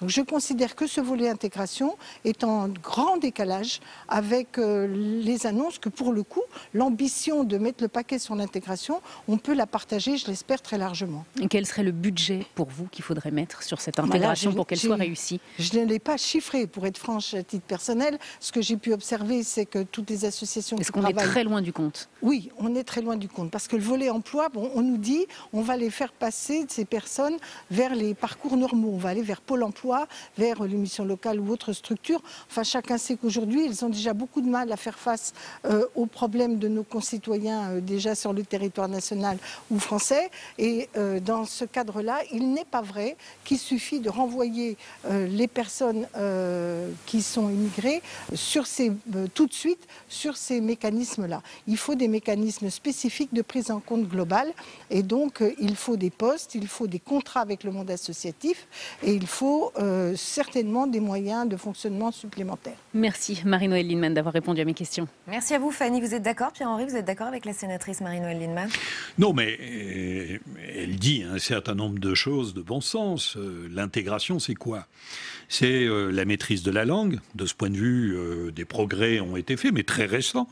On est passé de 240 à 600 heures. Je rappelle quand même que chez nos voisins allemands, ça va jusqu'à 1300 heures. Bon, mais on est sur une voie d'amélioration. C'est évidemment la compréhension et la transmission des valeurs de la République. C'est absolument nécessaire si on veut faire vie commune, République commune. Et de ce point de vue, il y a là encore des efforts à faire. Et puis, c'est l'accès au logement. C'est pour ça que tout à l'heure, lorsque vous me repreniez en me disant, mais enfin, l'intégration, c'est pas l'hébergement, non, voilà. Mais c'est l'accès au logement. C'est absolument indispensable. Et puis, c'est évidemment donner les capacités, c'est la formation, c'est donner les capacités aux personnes de pouvoir subvenir par elles-mêmes à leurs besoins fondamentaux, sans avoir recours aux aides sociales diverses. Et d'ailleurs, les gens demandent cela. Donc, ça demande véritablement des efforts. Si nous voulons être en ligne avec ce qui est notre ADN, la France, virgule, terre d'asile. Marine Lienemann nous dit la France doute de sa capacité à accueillir. Mais qui doute? Il y a des entrepreneurs politiques qui prospèrent sur la colère, sur la frustration, sur les précarités. Et évidemment, quand on laisse ces situations perdurer, quand on agite la concurrence des pauvretés, des précarités, oui, vous avez une partie de la France qui doute. Et la responsabilité du politique, c'est justement de bien mettre les moyens en face. Enfin, quand même, il faut se souvenir d'une chose, et je parle sous votre contrôle, on met 10 ans en moyenne lorsque on vient de l'étranger, qu'on est accueilli dans un pays pour avoir un parcours identique à un national. Il nous reste quelques minutes, on va laisser tourner la parole. Jean-Christophe Dumont. C'est même 15 ans en moyenne en Europe, et la France, effectivement, sur les indicateurs purs d'intégration, se démarque avec des résultats qui sont plutôt défavorables. 56% des immigrés en général qui sont employés, 40% des enfants dans des ménages immigrés qui sont dans des ménages pauvres. Quand on regarde l'ensemble des indicateurs sur l'intégration, la France se compare défavorablement. C'est une réalité. C'est une réalité qui est liée à un sous-investissement dans l'intégration qui n'est pas récent, qui date de plusieurs décennies. Et évidemment, ça a généré des cohortes de gens qui ont des difficultés, qui ne peuvent pas être rattrapés d'un coup de baguette magique. Mais effectivement, un effort aujourd'hui a été accru, mais reste environ 5 fois plus faible, par exemple, que ce que l'Allemagne consacre à l'intégration. Donc il y a quand même des marges de progression. Un effort que va faire ce gouvernement quantitativement et qualitativement. Permettez-moi de dire que l'Allemagne, je suis lorrain, nous avons une tradition d'intégration d'étrangers. Plutôt européen, c'était plus facile. L'Allemagne est en déficit démographique et l'Allemagne délibérément souhaite s'appuyer sur une main-d'œuvre étrangère. D'ailleurs, ce qui est tout à fait étonnant dans ces populations, c'est ce ne sont que des hommes et des jeunes hommes. L'asile politique, normalement, c'est pour tout le monde. C'est pour les vieux, c'est pour les femmes, c'est pour les enfants. C'est pas simplement pour des jeunes gens qui ont payé leur voyage et qui appartiennent à des réseaux. Les hommes comptent environ pour 60%, donc ils sont majoritaires, mais ils font pas la... Les images que l'on voit, sont parfois trompeuses. Les images sont peut-être parfois trompeuses, mais faisons confiance aux chiffres de l'OCDE. J'imagine. Non, je crois que ce que j'essaye de comprendre par moi-même et de voir et de vivre par moi-même. Deuxième problème, y a-t-il une volonté d'intégration? Permettez-moi, je vais vous donner un exemple très simple. Le jour où les télévisions par coupole sont apparues dans le village où j'habite, en Meuse, les jeunes Turcs qui parlaient français à l'école et qui parlaient français chez eux ont cessé de parler français chez eux. Et donc l'intégration a reculé parce que le lien avec la communauté intellectuelle, de culture, de civilisation n'est pas rompu. Et donc il y a une ambiguïté. On a une population qui est sur 2 cultures à la fois. Ça rend les choses plus compliquées. Il nous reste moins de 2 minutes, peut-être, Alain Richard. Ce fait de réel. Oui. Nous sommes en mutation sur ce sujet-là, et je pense aussi que la pensée politique des formations républicaines est en mutation. Aujourd'hui, les flux ne sont pas massifs. Les déséquilibres démographiques le sont. Oui, ça c'est vrai. Les flux ne sont pas massifs. Par rapport le président de la République, que personnellement j'ai vu évoluer sur ce sujet, voyons tous d'où il vient culturellement, socialement, il est aujourd'hui conscient, il essaye de faire partager au pays, et notamment à sa famille politique, qui n'y est pas très prête, que, comme les autres Européens, nous devrons assurer une maîtrise, et la maîtrise veut dire qu'on en prend les moyens, y compris l'autorité. Donc c'est ce mouvement-là que nous sommes en train de faire. Naturellement, pour les personnes que l'on considère en situation légale d'occuper notre sol, il y a des efforts à faire. Simplement, comme toutes les progressions dans les services publics, ça prend un certain temps. J'entendais tout à l'heure dans le débat à la seconde sur la police. Oui, vous créez des postes de policiers, mais c'est dommage parce que ça fait baisser le niveau des concours. Vous comprenez ? Chaque fois que vous faites progresser quelque chose, il y a toujours des contradictions. On est en train de le faire, mais on est obligé de le faire avec comme perspective une maîtrise de notre sol. Et on s'arrêtera là-dessus. Merci à tous les 4 d'avoir participé à Sénat en clair. Dans un instant, la suite de LPM, c'est le match des idées, le grand débat. Mais d'abord, retour sur l'invité politique de Bonjour chez vous. Ce matin, c'était Renaud Muselier, président des Régions de France. Nous, notre problème pour les régions de France, on a un problème de relation avec le gouvernement. Des problèmes de relation qui sont assez simples finalement, parce qu'on s'entend globalement très bien individuellement quand on les voit. Individuellement, chaque président de région, ou collectivement dans le cadre de l'institution que j'ai l'honneur de représenter.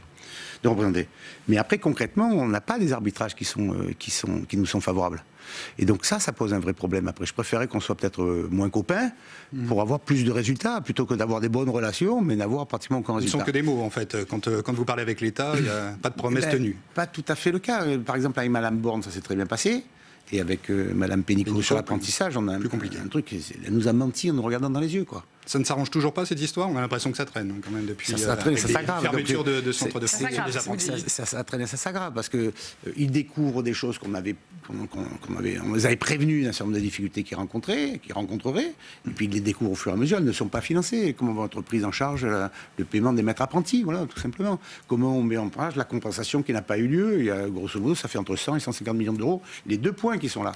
Et ça, on a prévenu, on a expliqué, on l'a rappelé, et on n'est pas entendu ni écouté, et les arbitrages ne sont pas faits. Donc, alors ça, c'est pour l'apprentissage. Quels sont les autres points sur lesquels vous attendez des arbitrages? Ça, c'est quand même un point fort, parce que c'est quand même le dernier acte de recentralisation et de reconcentration qui a été fait par l'État dans le cadre de nos domaines de compétences. Alors, vous comprenez, quand j'entends le Premier ministre, avec qui j'ai de très bonnes relations, qui nous explique que les chiffres de l'apprentissage sont tout à fait remarquables, parce que c'est la voie royale du retour à l'emploi, il a raison. Sauf que c'est nous qui l'avons fait. Eux, ils vont commencer en janvier. C'est pas sa réforme, c'est la nôtre. C'est notre application de l'ancien texte de loi dans le cadre de la montée en pression des régions pour faire valoriser l'apprentissage. Il nous explique que c'est la loi qu'il a votée par Mme Pénicaud. C'est faux.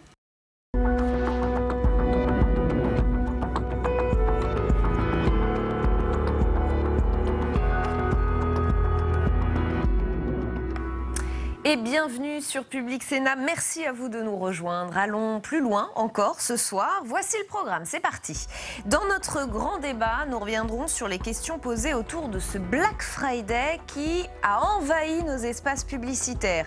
Plusieurs journées de super promos, mais qui n'ont plus vraiment le vent en poupe dans une société où l'on commence à s'interroger sur la surconsommation, sur la croissance, sur l'environnement. Plusieurs initiatives sont lancées pour s'y opposer. Consommation ou écologie, faut-il choisir? #ALPL pour réagir sur Twitter. Durant cette heure, nous irons également en salle des conférences. Nous ferons réagir sénateurs et sénatrices et ce sera à votre micro, Fanny Conquis. Oui, tout à l'heure, nous serons notamment avec Bruno Retailleau, le patron des sénateurs LR au Sénat. Vous le savez, à une semaine de la grande grève contre la réforme des retraites, Bruno Retailleau veut déposer une proposition de loi pour assurer un service minimum dans les retraites, un service minimum dans les transports, pardon. Alors quand, comment, pourquoi, nous en parlerons avec lui tout à l'heure. Merci beaucoup Fanny, à tout à l'heure. Et puis nous irons aussi dans l'hémicycle et ce sera avec vous Alexandre Poussard. Et oui, Rebecca, le Sénat a rejeté en début d'après-midi le budget de la police et de la gendarmerie pour 2020, un budget porté par le ministre de l'Intérieur, Christophe Castaner, et un budget qui était pourtant en hausse en 2020 avec des créations de postes dans la police, dans la gendarmerie, des enveloppes budgétaires supplémentaires, mais pas d'enveloppe pour l'équipement. Et ça agace beaucoup les sénateurs. Et vous nous expliquerez tout cela en détail tout à l'heure. Avant tout cela, le match des idées, il va opposer dans un instant Agnès Verdier-Molinier à François Calfon. On va revenir sur les petites précisions apportées par Édouard Philippe hier sur la réforme des retraites. On a un calendrier, des lignes rouges et quelques gestes d'ouverture. On va en parler avec nos invités dans un instant après les explications et les réactions ici au Sénat. C'est avec Sandra Cerquera. Se montrer ouvert au compromis pour jouer l'apaisement, c'est tout l'objectif du gouvernement. Édouard Philippe reste ferme sur les régimes spéciaux tout en bousculant le calendrier. Le régime universel des retraites commencerait au plus tard en 2035, au lieu de 2025 pour les personnes déjà en activité. On ne change pas un contrat social brutalement. Nous allons mettre un terme aux régimes spéciaux. C'est la conséquence mécanique de l'instauration d'un régime universel de retraite. Mais nous ne voulons pas stigmatiser ceux qui s'y trouvent aujourd'hui. Autrement dit, l'universalité, oui, la brutalité, non. Le projet de réforme sera présenté début 2020. Pour René-Paul Savary, rapporteur retraite au Sénat, le gouvernement continue à maintenir un flou qui alimente les inquiétudes. S'il veut que cette réforme soit comprise par le maximum de personnes, il faut qu'il y ait un maximum de gagnants et très peu de perdants. Ce qui veut dire qu'il faut remettre de l'argent sur la table, puisque le mode de calcul des préconisations du haut-commissaire a été calé sur une trajectoire qui s'avère déficitaire dans les années 2025-2030. Donc il faudra trouver les moyens de combler ce déficit. Le gouvernement a garanti que la valeur du point de retraite sera indexée sur le niveau de salaire. Un système que la gauche continue de dénoncer. Bien évidemment, ce n'est pas les régimes spéciaux qui sont uniquement touchés, c'est l'ensemble des futurs retraités. Et le gouvernement a pris conscience que ça sera extrêmement difficile de faire avaler cette potion extrêmement amère aux salariés. Édouard Philippe se dit malgré tout déterminé face aux syndicats et à la mobilisation qui s'annonce. Un séminaire est même prévu ce dimanche à Matignon pour continuer à rappeler les éléments de langage et inviter tout le monde à faire de la pédagogie. Et ils sont là, nos matcheurs du jeudi. Agnès Verdier-Molinier, bonsoir. Présidente de la Fondation IFRAP, auteur de En marche vers l'immobilisme. François Calfon est également avec nous. Bonsoir. Conseiller régional d'Île-de-France, membre du bureau national du Parti socialiste et cofondateur de Gauche Nouvelle. François Calfon, Édouard Philippe nous a donné quand même quelques précisions hier. Un calendrier, un rejet assez clair de la clause du grand-père. Vous y avez trouvé votre compte ? Pas vraiment, hein, en fait, parce que... Pour le reste, c'est quand même le grand flou. J'ai entendu d'ailleurs M. Delevoye qui disait et répétait à l'envi, c'est censé être le ministre des Retraites, que toutes les options étaient sur la table. Et j'ai surtout entendu toute la semaine un gouvernement faire feu sur le quartier général, c'est-à-dire feu sur les régimes spéciaux. Donc j'ai quand même un peu regardé combien de gens ça concernait et quel argent ça concernait. Combien de gens ça concerne ? Ça concerne 1,46% des salariés. Et là-dedans, il n'y a pas que des régimes spéciaux déficitaires. J'ai d'ailleurs eu les honneurs du syndicat des médecins libéraux, parce que par exemple, il y a le régime spécial des médecins libéraux. Ben, figurez-vous qu'il est excédentaire et qu'ils vont reverser au régime général. Bon.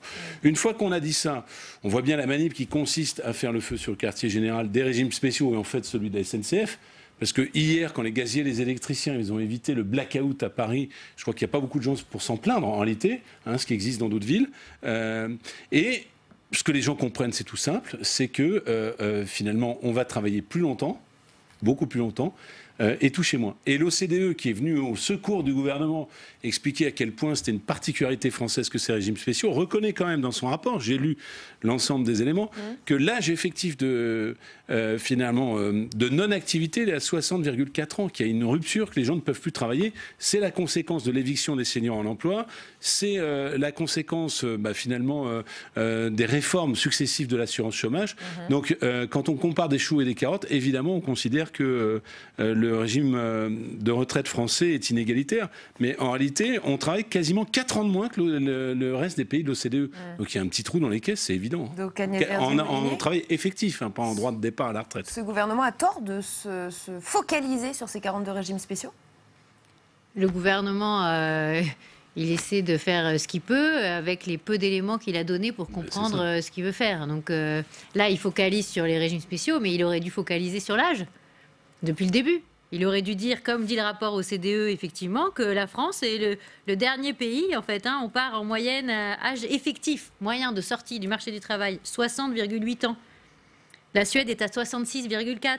Le Danemark à 65,1. L'Italie à 63,3. Enfin, on ne va pas refaire le match. Hein. Le sujet, il est là. Après, on peut... le sujet d'un régime universel, c'est très bien. C'est à partir de 2025 ou alors 2030 ou alors 2035, on ne sait pas encore.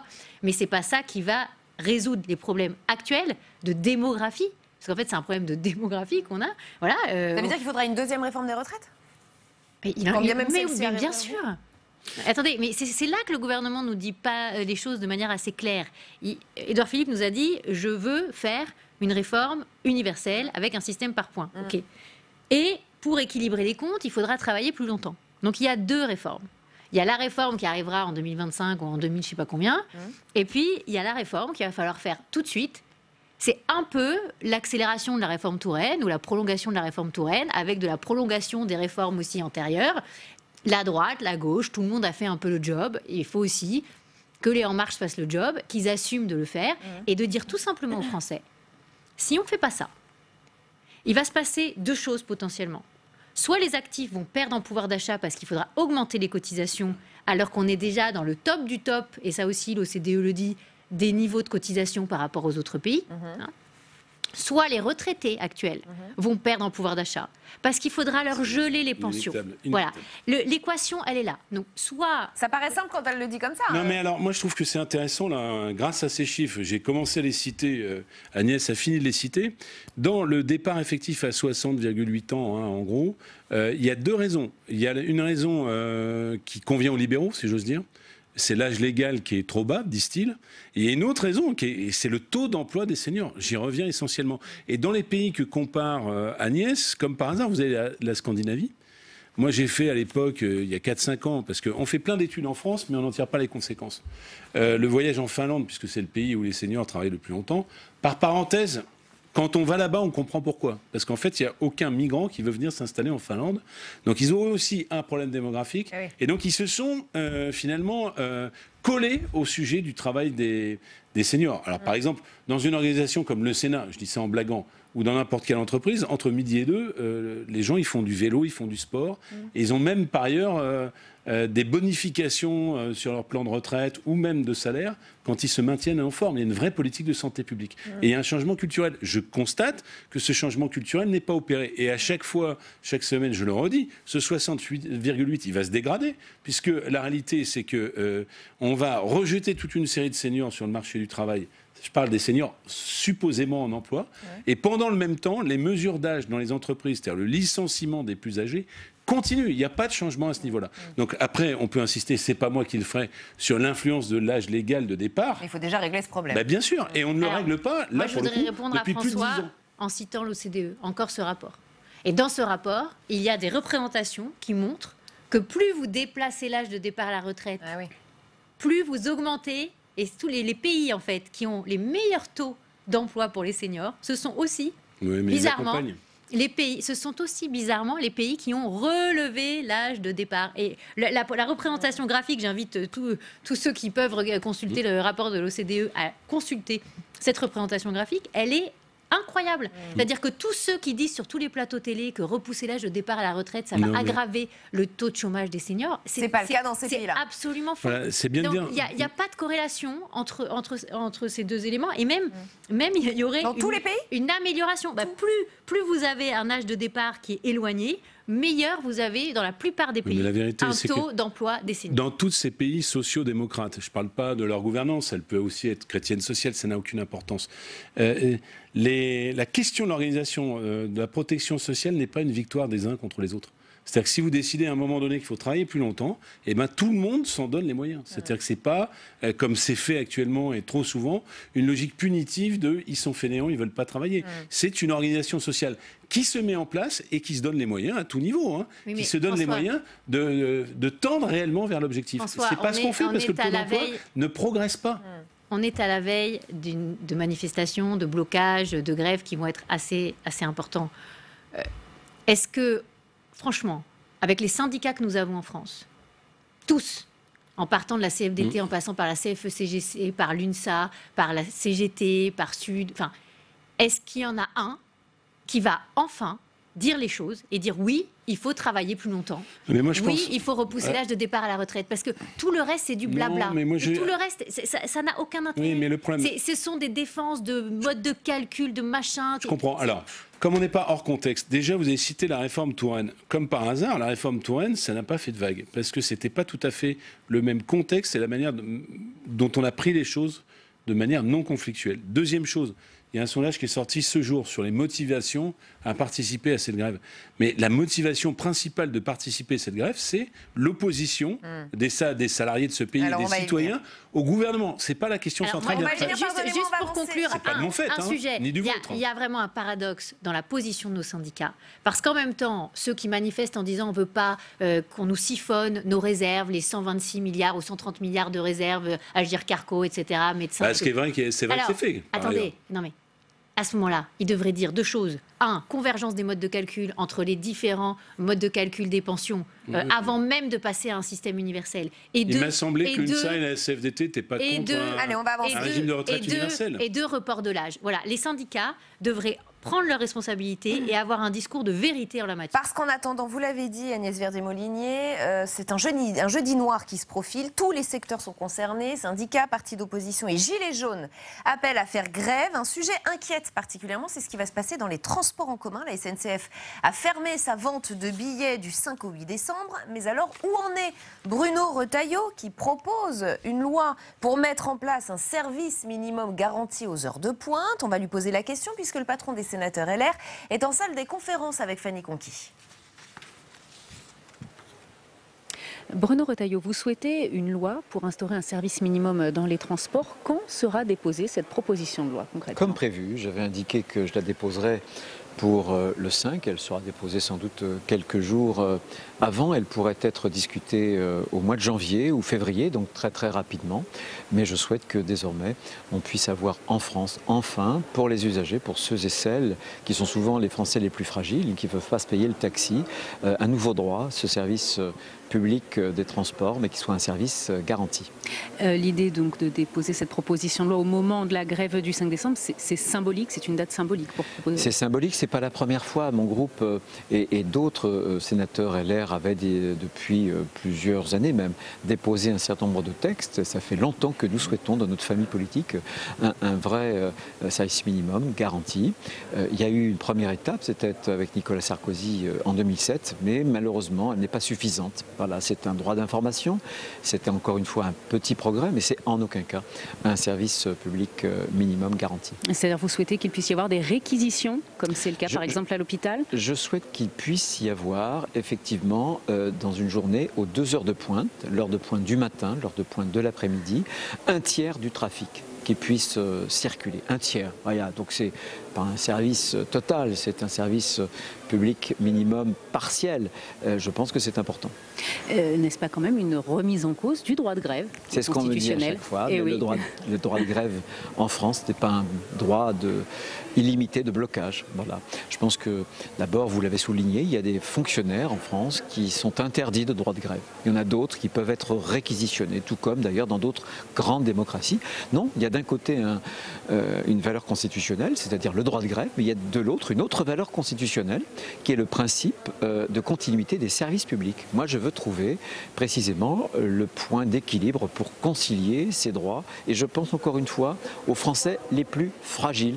Le droit de grève, c'est aussi un droit qui comprend un certain nombre de limites.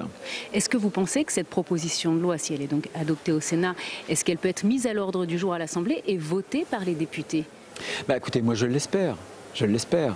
Si le gouvernement a un peu de courage, si le gouvernement va au bout de ce qu'il souhaite, il dénonce le risque de blocage. Le gouvernement s'est déjà prononcé sur le fait qu'il n'était pas favorable à une nouvelle loi. Mais comme d'habitude, c'est-à-dire parler fort, dénoncer, pointer du doigt tel ou tel syndicat, très bien.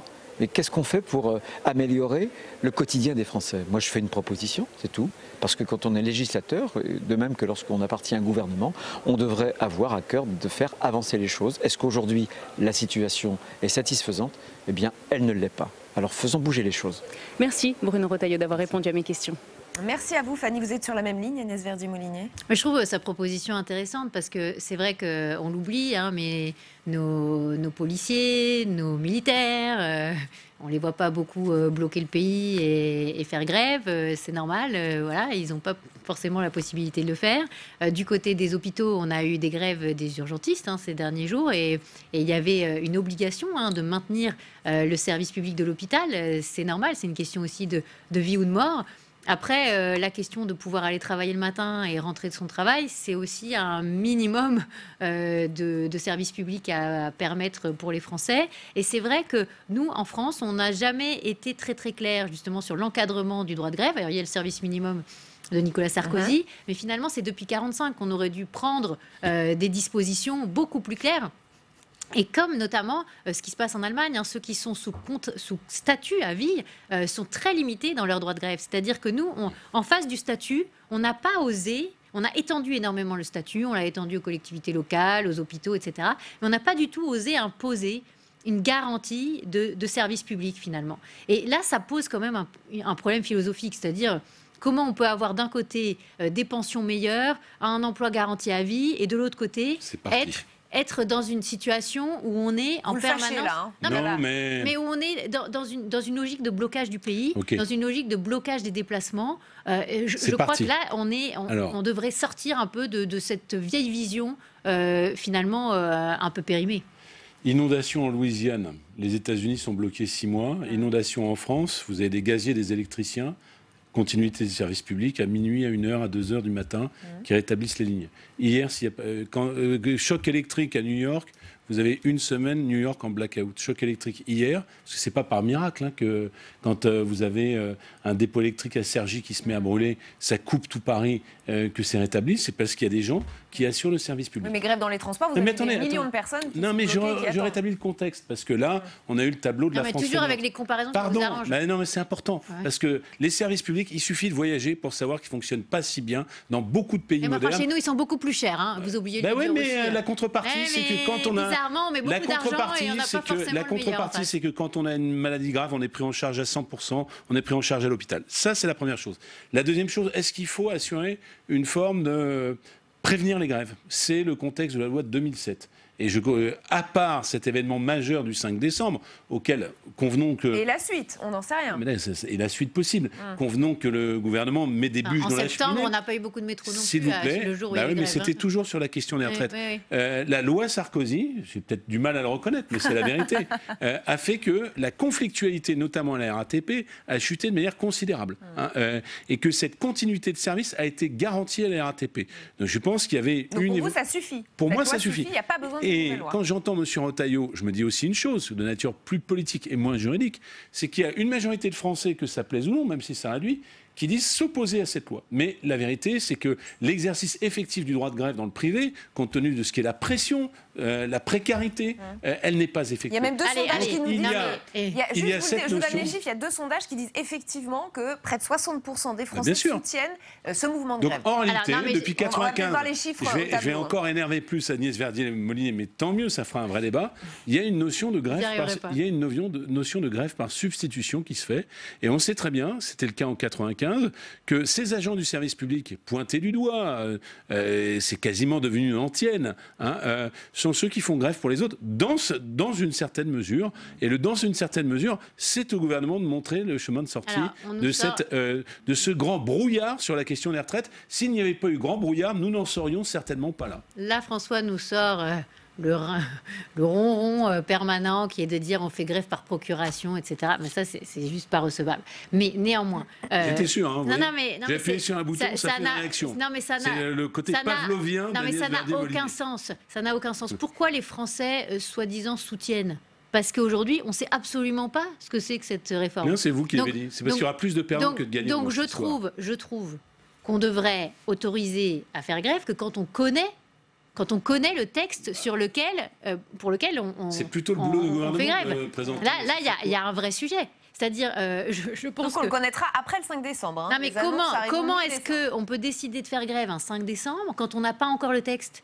Non, mais c'est un argument fallacieux. Parce que si on dit on a le droit de faire grève que quand on a le texte, à ce moment-là, l'enfumage du gouvernement, qui est une méthode assez originale, aucun gouvernement n'avait fait ça, va devenir la règle. Ils montreront jamais les projets, comme ça on n'aura plus le droit de faire grève. Ça n'a aucun sens. Il y a une grève tous les 2 jours. Donc il y a un problème de responsabilité aussi. Comment est-ce qu'on peut décider d'arrêter les services publics alors qu'on ne connaît même pas les modalités de la réforme ? Moi, je vais vous dire, je reviens au contexte social. Comment est-ce qu'on peut interroger les Français sur un texte ? Vous avez dit les Français sont contre la loi. Elle est où la loi ?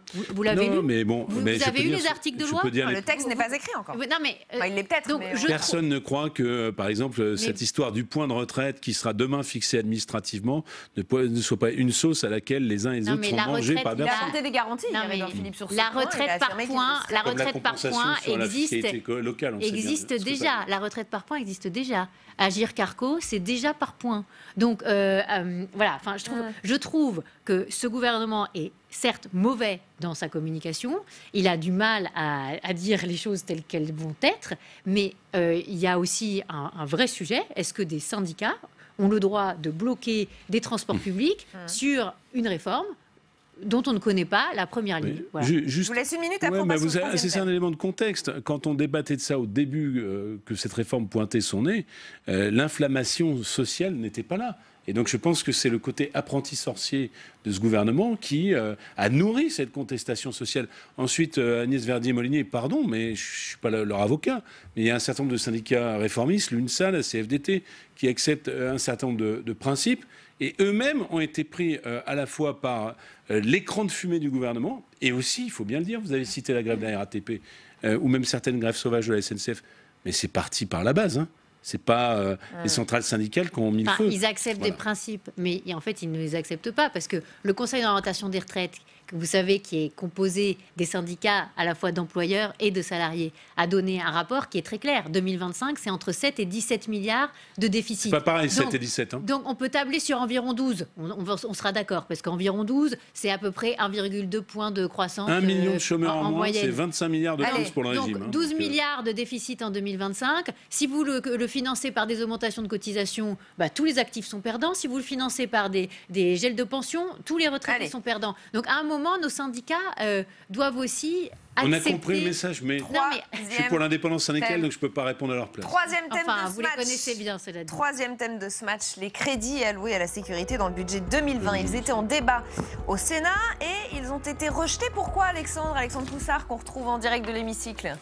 Eh bien oui, Rebecca, c'est étonnant, car pourtant, le gouvernement avait mis les moyens en 2020, notamment pour essayer de répondre au malaise des forces de l'ordre, qui sont frappées par une vague de suicides, qui dénoncent leurs mauvaises conditions de travail. Et donc, le gouvernement avait prévu un budget en hausse pour 2020. Regardez, avec une enveloppe supplémentaire dans le budget de 525 millions d'euros, 1400 créations de postes dans la police nationale, 490 créations de postes dans la gendarmerie nationale. Les sénateurs auraient dû être plutôt satisfaits par ce budget de la police. Eh bien non, car ils considèrent qu'il y a un parent pauvre dans ce budget, c'est l'équipement des forces de l'ordre et notamment les voitures de police qui sont vieillissantes. L'État ne met pas assez de moyens pour les renouveler. Écoutez le rapporteur du budget de la police au Sénat, le sénateur Les Républicains, Philippe Dominati.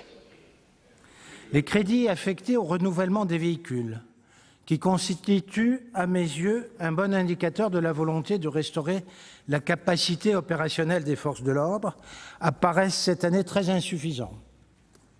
40 millions d'euros supplémentaires auraient été nécessaires pour empêcher le parc des deux forces de vieillir ou de voir son format réduit, alors même que son état est d'ores et déjà préoccupant et que les véhicules constituent un des principaux outils des agents, notamment pour la gendarmerie nationale.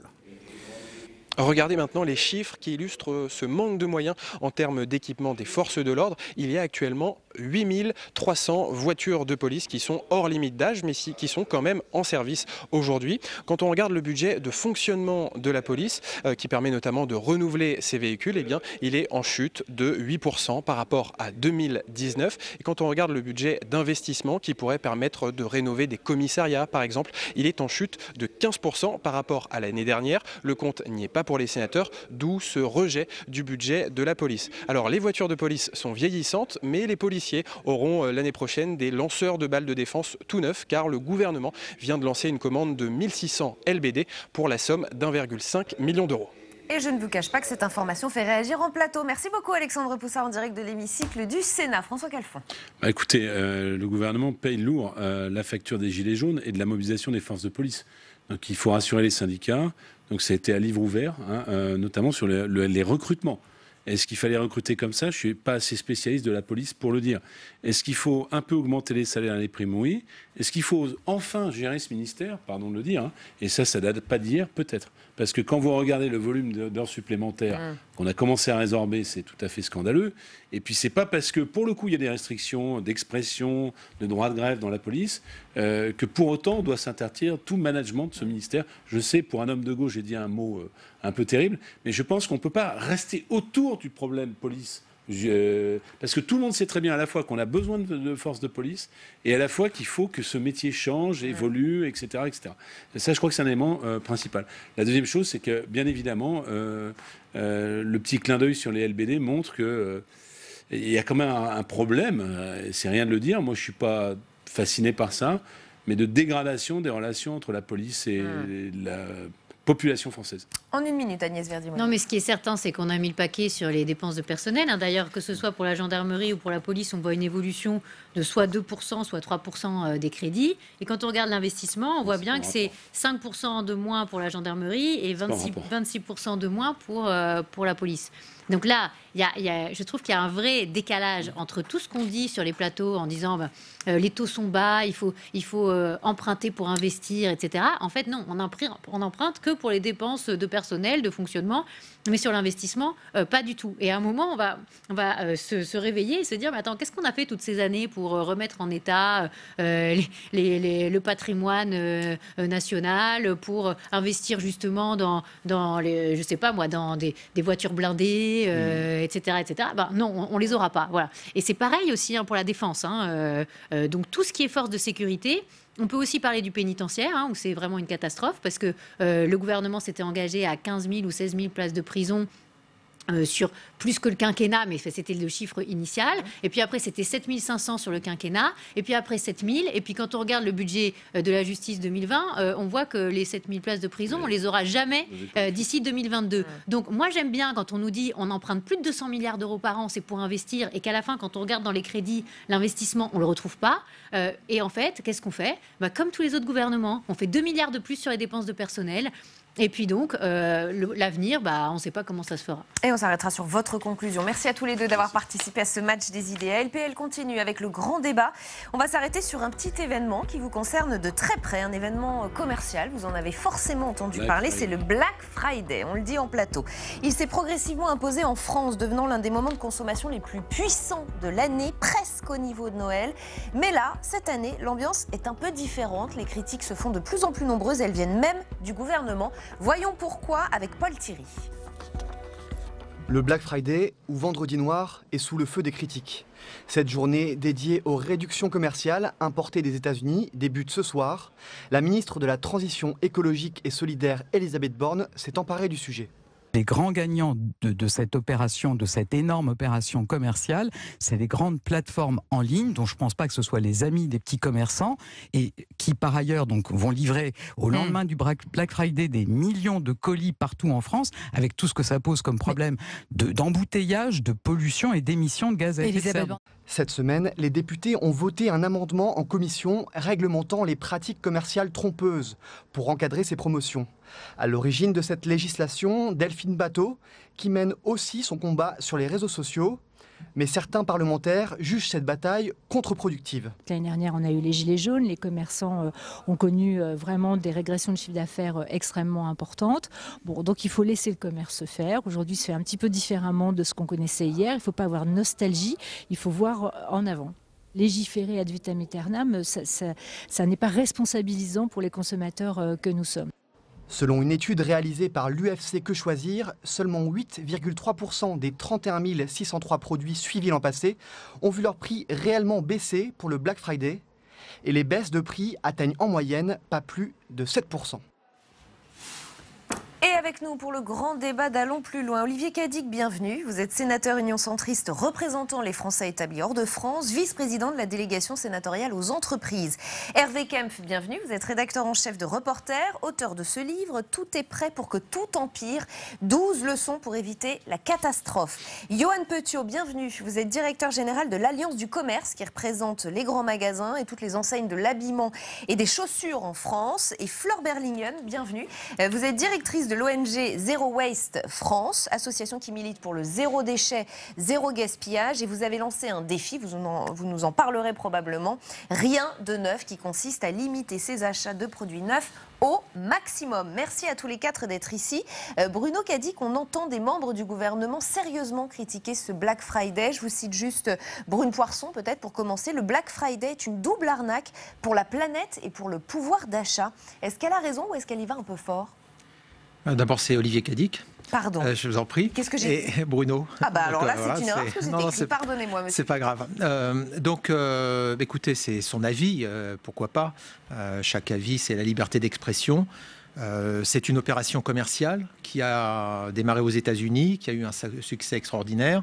Les Chinois ont le leur le 11 novembre, ce qui est réservé aux célibataires. 11 novembre parce que c'est 1-1-1, donc c'est pour voilà, c'est une action commerciale très importante. Ça a tellement bien marché que généralement, quand on a une bonne idée dans les affaires, elle est souvent reprise. Et donc ça s'est repris même chez nous. C'est un moment de rendez-vous pour les commerçants qui cherchent à attirer les clients. C'est ça. Donc on le prend pour ce qu'il est. Hervé Kempf, vous le voyez comme ça, vous aussi, ou vous êtes plutôt d'accord avec Brune Poirson ou même Elisabeth Borne qui parle d'une frénésie de consommation qui nous pousse à acheter des objets dont on n'a même pas besoin? Je suis a priori beaucoup plus d'accord là-dessus avec Madame Poirson et Madame Borne qu'avec Monsieur Olivier Cadic. C'est pas parce que les États-Unis et les Chinois font des choses bêtes qu'on doit faire pareil. Donc je pense qu'effectivement, il faut mettre un terme à cette frénésie consommatoire. Et je serais heureux aussi que le gouvernement soit cohérent, c'est-à-dire arrête par exemple d'accorder des autorisations de construction d'immenses entrepôts dans des zones commerciales, par exemple à Amazon, qui vont stimuler le commerce électronique. Donc vous applaudissez le discours, mais vous dites que les actes finalement sont incohérents. Absolument. Vous êtes d'accord, Yohann Petiot ? Moi, ce qui nous inquiète profondément dans les débats qui sont nés depuis le début de la semaine, c'est ce discours anti-consommation et de pointer à l'index à la fois le commerce et le consommateur derrière. Je pense qu'il y a déjà... Ces déclarations interviennent dans un contexte que l'on sait très difficile depuis 1 an pour le commerce et les clients dans de nombreuses villes. Il y a quand même eu des fortes baisses d'activité pour beaucoup. Et là, ça fait 1 semaine où pour le coup on parlait commerce, où on respirait un peu, et c'est vrai que ce débat-là est plutôt malvenu dans le contexte très compliqué qu'on a connu et qu'on va connaître dans 1 semaine. C'est important de le rappeler. Donc si en effet ils peuvent faire leur activité pendant 1 semaine par mois, c'est déjà bien. Après, au-delà de ça, je pense qu'il y a le vrai sujet derrière de mieux consommer. Bien sûr, c'est une tendance que l'on connaît, et je crois que les consommateurs n'ont pas attendu que le gouvernement leur dise comment acheter. Ça fait déjà plusieurs mois qu'on voit cette tendance évoluer. Par exemple, dans notre marché qui est celui de la mode, la seconde main, ce qu'on appelle, quand vous revendez vos propres vêtements, ça représente déjà 1 milliard d'euros. Ça a énormément cru ces dernières années et c'est en forte croissance dans les années à venir. Donc ces nouveaux modes de consommation, ils existent déjà et les clients en ont déjà conscience. Donc je pense que les clients peuvent aussi se saisir de cette opération du Black Friday, pour aller aussi vers des offres peut-être plus responsables, vers des offres made in France, Après, je pense que le client... Mais le Black Friday n'est pas une arnaque comme le dit Brune Poirson, quoi. En tout cas, je pense qu'on ne peut pas mettre à l'index la consommation et les consommateurs. On arrive à des discours qui sont dangereux. On voit des actions qui ont été parfois violentes à l'encontre de certains commerces. Je pense que voilà, ce genre de discours est assez dangereux. Et puis je rajoute, le Black Friday est quand même soutenu par un grand nombre de Français. Je crois qu'il y a 2 Français sur 3 qui ont souhaité ou qui souhaitent. Et notamment ceux qui en ont besoin, ne serait-ce que pour faire des achats à moindre coût, évidemment. Flore Berlingen, vous entendez tous ces arguments où vous nous dites non, stop à ce Black Friday? Je crois qu'il faut arrêter de voir le Black Friday comme un cadeau qui est fait aux consommateurs. C'est tout sauf ça. En réalité, les seules personnes qui s'enrichissent ce jour-là, ce sont les grandes enseignes, ce sont les propriétaires, les actionnaires et les dirigeants de ces grandes enseignes. Et aujourd'hui, le Black Friday, ça reste un chiffre d'affaires énorme. Je crois qu'on annonce 5,9 milliards d'euros de chiffre d'affaires pour la France. Donc à comparer aux 1 milliard d'euros de la vente seconde main que vous évoquiez, voilà, on voit l'écart encore qui nous reste à parcourir, puisque ce 1 milliard c'était par an, si j'ai bien compris, et là on est sur une seule journée. Enfin bref, voilà, on a encore un grand rattrapage à faire sur les alternatives à la consommation de produits neufs, parce que c'est ça qui est vraiment en jeu aujourd'hui. Très concrètement, pourquoi il vous gêne ce moment de grande consommation, au-delà de la question philosophique qu'on peut entendre évidemment, mais très concrètement, j'entendais effectivement Elisabeth Borne nous dire l'année dernière, le Black Friday a donné lieu à la livraison d'1 million de colis. Et ça, très clairement, quand on cherche à réduire le CO2, c'est oui, il y a un impact environnemental qui est évident, à la fois sur le transport, donc, puisque une partie de ce chiffre d'affaires se fait sur les plateformes de e-commerce, mais aussi parce que tout cela, ce sont des produits neufs, et chaque produit neuf qu'on met sur le marché marché a un impact environnemental énorme qu'on ne voit pas puisque ça se passe bien avant l'arrivée en rayon ou sur les plateformes. Mais par exemple, derrière une tablette, vous avez une consommation de matières premières qui est de l'ordre de 340 kilos consommés pour la produire, plus l'impact CO2, plus la consommation d'eau, etc.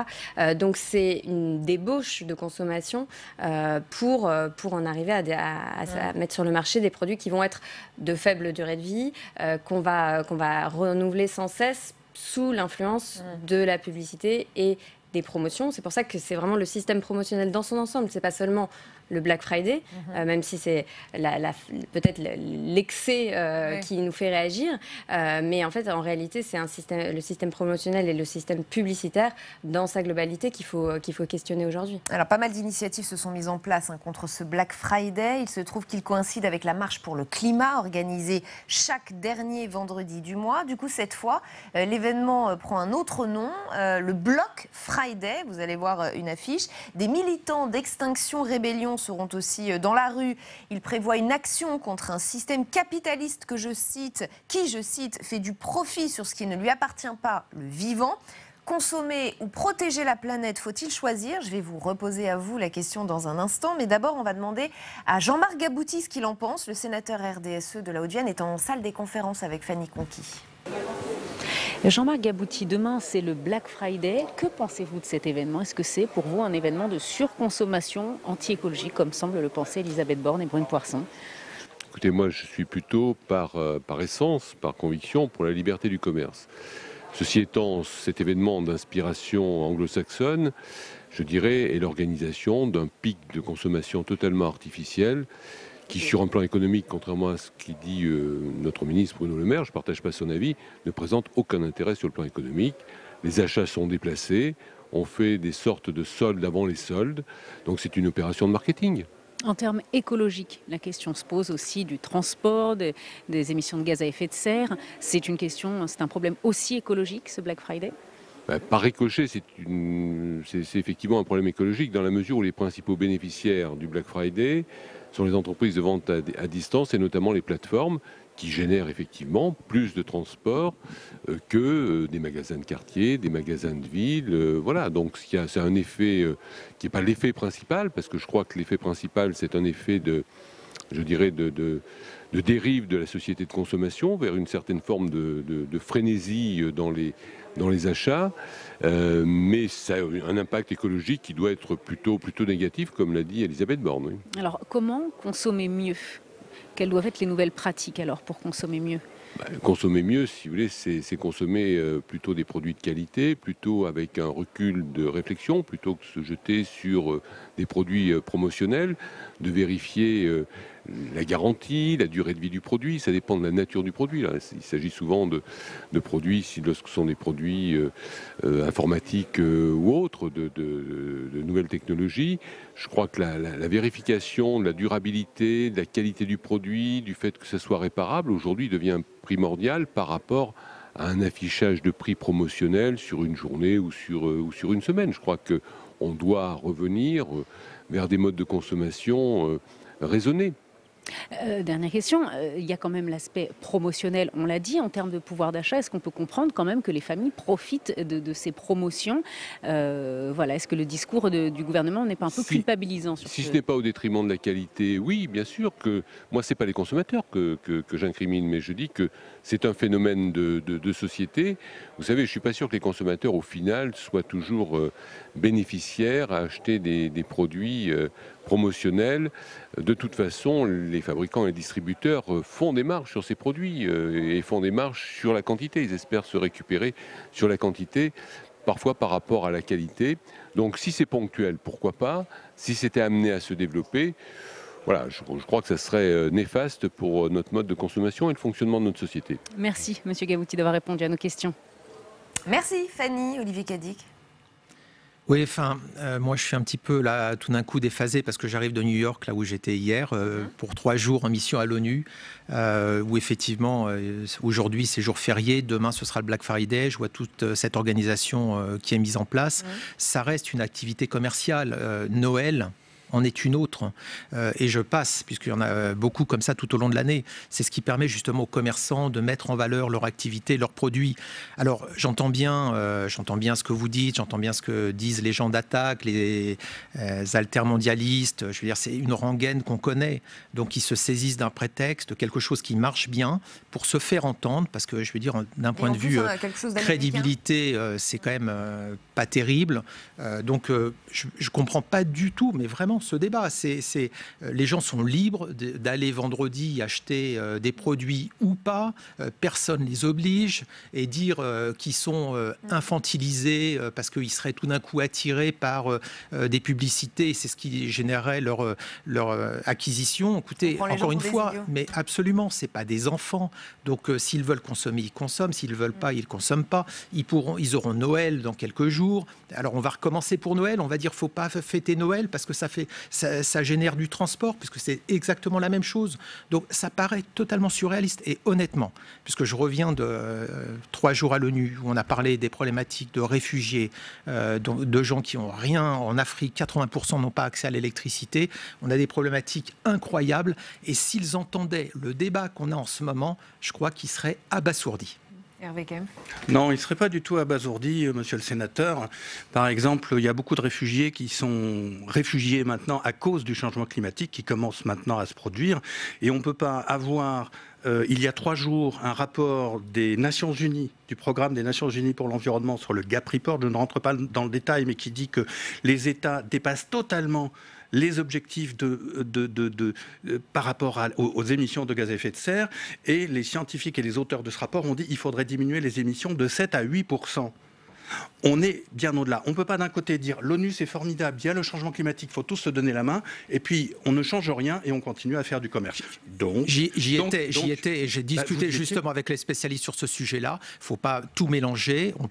Quand je parle des réfugiés, par exemple, c'est les réfugiés suite au conflit armé, d'accord ? Par rapport à ceux dont vous parlez, qui sont aussi des extrapolations pour un grand nombre de choses, je crois qu'il ne faut pas tout mélanger. Or, j'ai bien compris que sur ce sujet, du commerce, les altermondialistes cherchent tout le temps à tout mélanger, tous les sujets, pour essayer de diaboliser les gens qui font du commerce librement. On ne diabolise personne. On a bien compris ce discours, et honnêtement, vous ne trompez personne. Ça serait plus simple si excusez-moi, parce que M. Cadic ne m'a pas laissé parler, et donc m'a interrompu. Donc je finis très rapidement là-dessus. D'abord, moi je suis journaliste, et je suis éventuellement écologiste, qui est un petit peu différent des altermondialistes. Ça, c'est le premier point. Deuxième point, hier, il se trouve que justement, j'étais en discussion avec François Gémen, qui est un expert tout à fait reconnu en sciences politiques sur les réfugiés climatiques et qui dit quelque chose de tout à fait différent de ce que vous dites, c'est-à-dire que même les conflits maintenant, par exemple en Afrique centrale, dans le Sahel, en Syrie, commencent à être liés, et les politologues et les spécialistes de la chose militaire font tout à fait le lien entre le changement climatique et, hélas, les conflits et les réfugiés. Et puis je crois qu'il y a une autre manière de faire du commerce, de manière plus respectueuse aussi des droits des travailleuses et travailleurs. Là aujourd'hui, sur un t-shirt qui est vendu 29 €, celui qui va fabriquer ce t-shirt risque d'être rémunéré que quelques dizaines de centimes d'euros.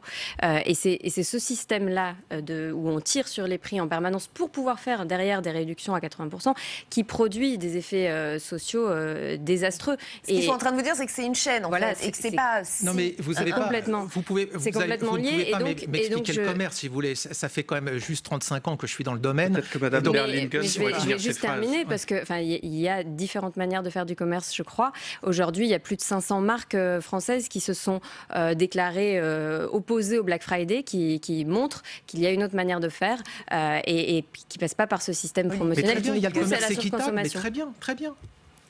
Oui, je crois qu'il y a plusieurs types de commerce, il y a aussi plusieurs façons de consommer, et je crois que le client n'est pas noir ou blanc, c'est-à-dire, et on est tous autour de la table, j'imagine, à acheter dans nos magasins de proximité. Je crois que le Black Friday, selon les études, devrait se faire quand même à 80% dans les magasins physiques, donc ça veut dire que ça va quand même profiter à l'économie locale, et j'aurais rappelé que c'est quand même 3,5 millions d'emplois, le commerce en France, que c'est quand même, et que la consommation est quand même le moteur de notre croissance, donc c'est quand même un secteur économique qu'il faut qu'on l'entende. Et puis, je crois qu'un client client, c'est pas parce qu'il va acheter un journée une t-shirt ou qu'il va aller dans sa grande surface alimentaire qu'il ira pas chez son boucher de proximité, qu'il ira pas chez son cordonnier. Je pense que tous les clients sont complexes. Vous pouvez acheter en magasin, en ligne. Enfin, aujourd'hui, nos modes de consommation sont divers et multiples. Et je crois que le discours de culpabilité vis-à-vis du consommateur n'est certainement pas le bon. Aujourd'hui, il change déjà son mode de consommation. On le voit. Et si vous parlez aux entreprises, bien sûr, elles vous le diront, elles le voient elles-mêmes. Leur activité baisse, le modèle économique est en train de changer. Il faut en trouver de nouveaux. Il y a des grandes marques qui essaient de faire de la location, de la seconde main. Il y a aussi la question de comment on produit mieux pour moins produire, comment l'intelligence artificielle peut nous aider justement à moins produire, à mieux produire.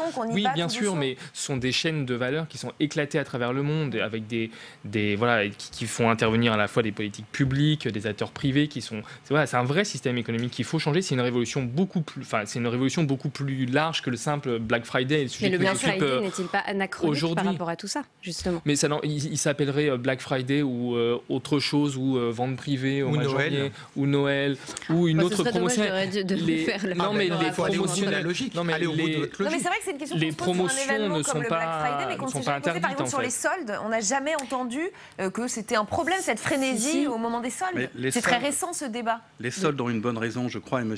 Petiot peut-être me confirmera ou me démentira, c'est que les soldes, vous finissez les produits qui vous restent de votre dernière collection et vous lancez la nouvelle collection. Donc, ça a un sens économique. Alors que là, c'est autre chose. On va susciter, en plus, un afflux de publicitaires. Il faut en dire un mot. Je suis désolé, monsieur. Ça s'appelle une opération commerciale. J'essaye de finir ma phrase très rapidement. La publicité, on est sujet à énormément de publicité. Donc, malheureusement, le consommateur, la consommatrice, et puis plus généralement, parce qu'on est des citoyens avant d'être des consommateurs, on est sujet à des... Les spécialistes disent que j'ai du mal à y croire personnellement, mais 5000 messages publicitaires chaque jour. Donc, quand on nous fait répéter depuis 4 jours Black Friday, Black Friday, Black Friday, quand vous vous levez le matin, que vous le vouliez ou non, vous avez ça dans la tête. Ça, on ne peut pas le nier, Olivier Cadic. C'est vrai qu'il y a opération commerciale et opération commerciale. Celle-ci, la promotion, la publicité autour de ce Black Friday est absolument incroyable. Mais quand vous investissez pour un commerce, c'est pour vendre des produits. Et la publicité, c'est un moyen de faire connaître vos produits ou votre société et de vendre vos produits. C'est un métier, la publicité, c'est un domaine d'activité. Donc, qu'on utilise la publicité pour effectivement faire vendre les produits, c'est tout à fait normal. Maintenant, je ne vois pas où est plus le problème par rapport à ce jour spécial, par rapport à Noël. C'est la même logique, avec la même publicité, la même création d'envie d'achat. C'est exactement la même chose. Donc, soyons cohérents et disons aussi que, par exemple, l'opération de Noël, c'est insupportable. Allez-y. Absolument. Mais peut-être aussi un mot pour dire pourquoi il y a aussi un intérêt à ce que cette opération soit collective. Parce que concrètement, vous ne m'auriez pas invité sur votre plateau au mois d'octobre ou au mois de septembre parce qu'une enseigne faisait une petite promotion vis-à-vis de ses clients. Donc pour qu'on parle d'une opération commerciale, on ne parle pas beaucoup de commerce dans notre pays. Ce n'est pas une activité qui est très valorisée.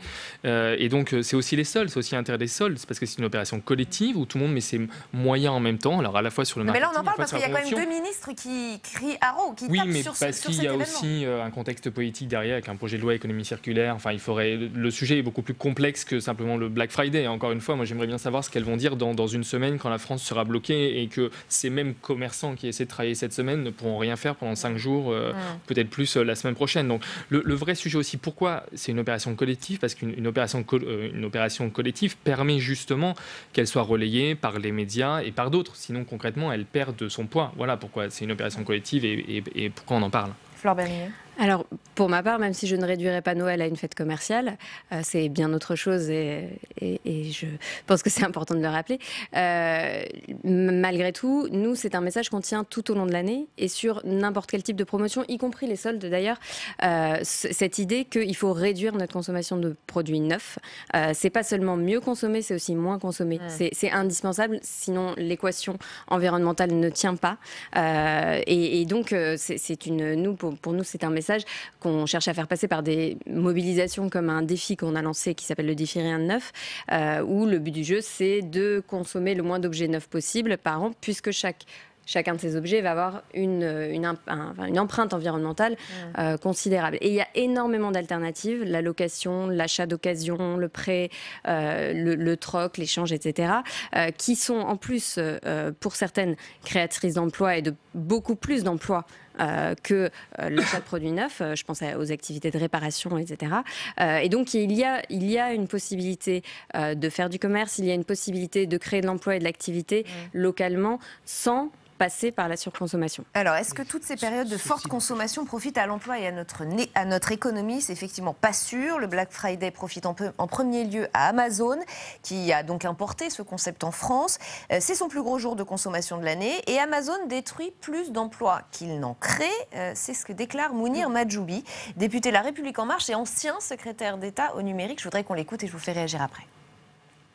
Oui, elle crée 9000 emplois, mais en même temps, elle fait perdre près de 20 000 emplois à l'économie française. C'est-à-dire qu'elle a beau en créer, par son activité, elle va en détruire beaucoup plus. Le chiffre que je note dans mon étude, c'est près de 8 000 emplois. 8 000 emplois nets qui disparaissent dans l'économie française du fait de son activité.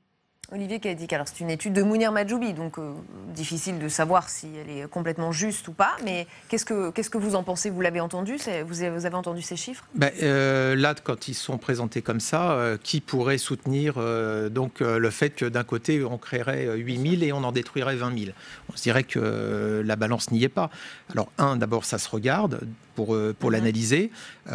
Il se trouve que moi, je connais un peu le problème, puisque du Royaume-Uni, je suis dans mon domaine professionnel.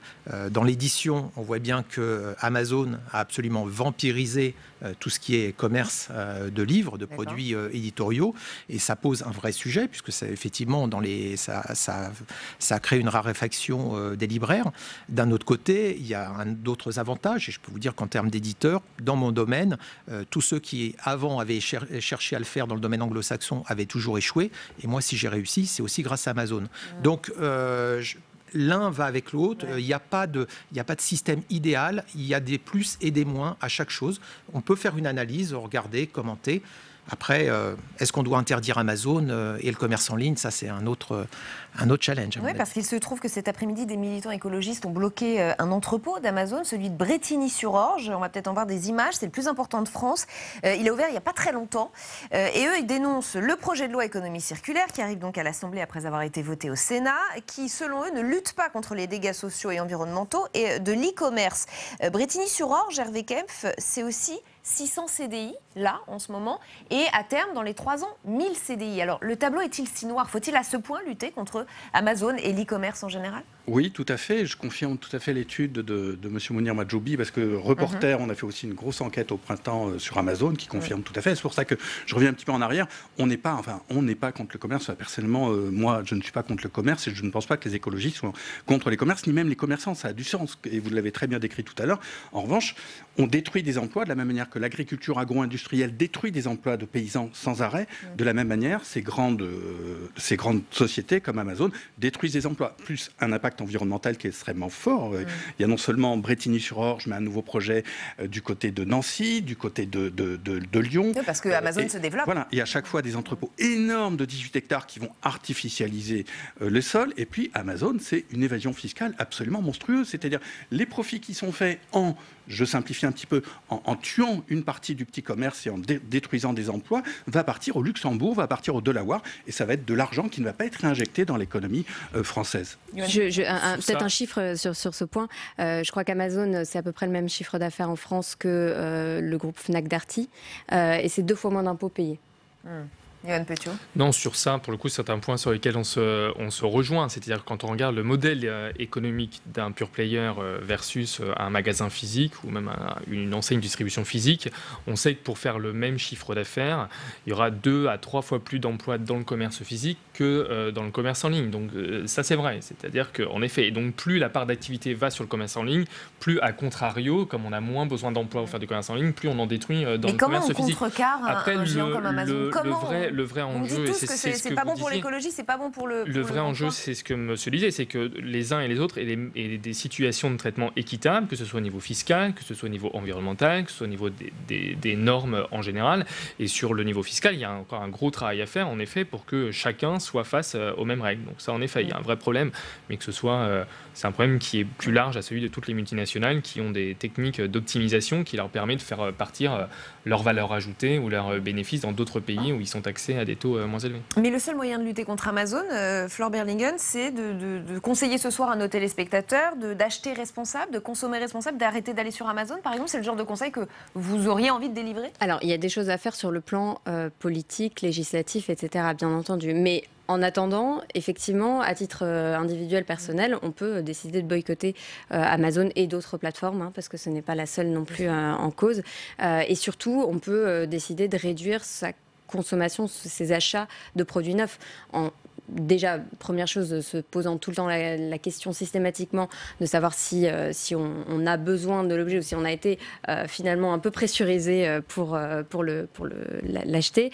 Et s'il n'existe pas une alternative qui consiste à l'acheter d'occasion, ça c'est quand même de plus en plus facile, que ce soit dans des boutiques physiques ou aussi sur des boutiques en ligne qui permettent parfois d'identifier une personne qui peut nous apporter l'objet à proximité. Et puis, toutes les autres possibilités de location, d'emprunt qui se sont aussi beaucoup développées avec des possibilités de services après-vente, de garantie qui sont aujourd'hui tout à fait équivalentes au neuf. Et ça permet de faire des économies pour reboucler aussi avec ce que vous disiez tout à l'heure sur les besoins quand on a des revenus modestes, de profiter promotion. Il existe d'autres manières aussi d'avoir accès à des biens de première nécessité. Il nous reste une minute, pardonnez-moi, Olivier Cadic. Au niveau législatif, on est bloqué, on ne peut pas faire grand-chose contre un géant comme Amazon. Mais personne, et d'ailleurs ça a été dit à l'instant, personne n'est obligé d'acheter chez Amazon. Donc encore une fois, c'est un choix. Sur la responsabilité. Mais c'est un choix individuel. Ça s'appelle la liberté individuelle. Si on a envie d'aller dans le commerce au coin de sa rue, on a la possibilité. Si on a envie d'acheter des produits du commerce équitable, on le peut. Si on veut acheter sur Amazon, on le peut. Et encore une fois, il faut regarder les choses des deux côtés, parce que là, vous le regardez d'un côté consommateur, mais il faut voir aussi de celui qui est l'industriel ou celui qui crée les produits. Et Amazon et les plateformes permettent de vendre ces produits dans le monde entier et d'aller vers les clients très vite, très facilement. Donc, il faut toujours équilibrer les choses. Mais voyez d'où on est parti. On est parti du Black Friday, et là, on est en train tous de se faire Amazon. Eh bien, écoutez, il a une bonne tête aujourd'hui de personnes qui doivent être payées pour le système, si vous voulez, mais ça ne les empêchera pas de se développer. On ne se fait personne, on pose des questions. Juste un dernier mot en 5 secondes, Flore. Oui, il est quand même possible de mettre en place des mécanismes qui viennent corriger un petit peu ce qui est le problème aujourd'hui, c'est que Amazon et d'autres n'internalisent pas le coût environnemental, le coût social, la casse finalement, dont ils sont responsables. Ils ne l'interdisent pas dans leur propre... Et le message a été envoyé. Merci à tous les quatre d'avoir participé à ce grand débat. Demain, Oriane Mancini, vous la retrouvez à 7h30 comme tous les matins. L'invité politique de Bonjour chez vous sera Karima Deli, eurodéputée Europe Écologie Les Verts. Très bonne soirée sur Public Sénat.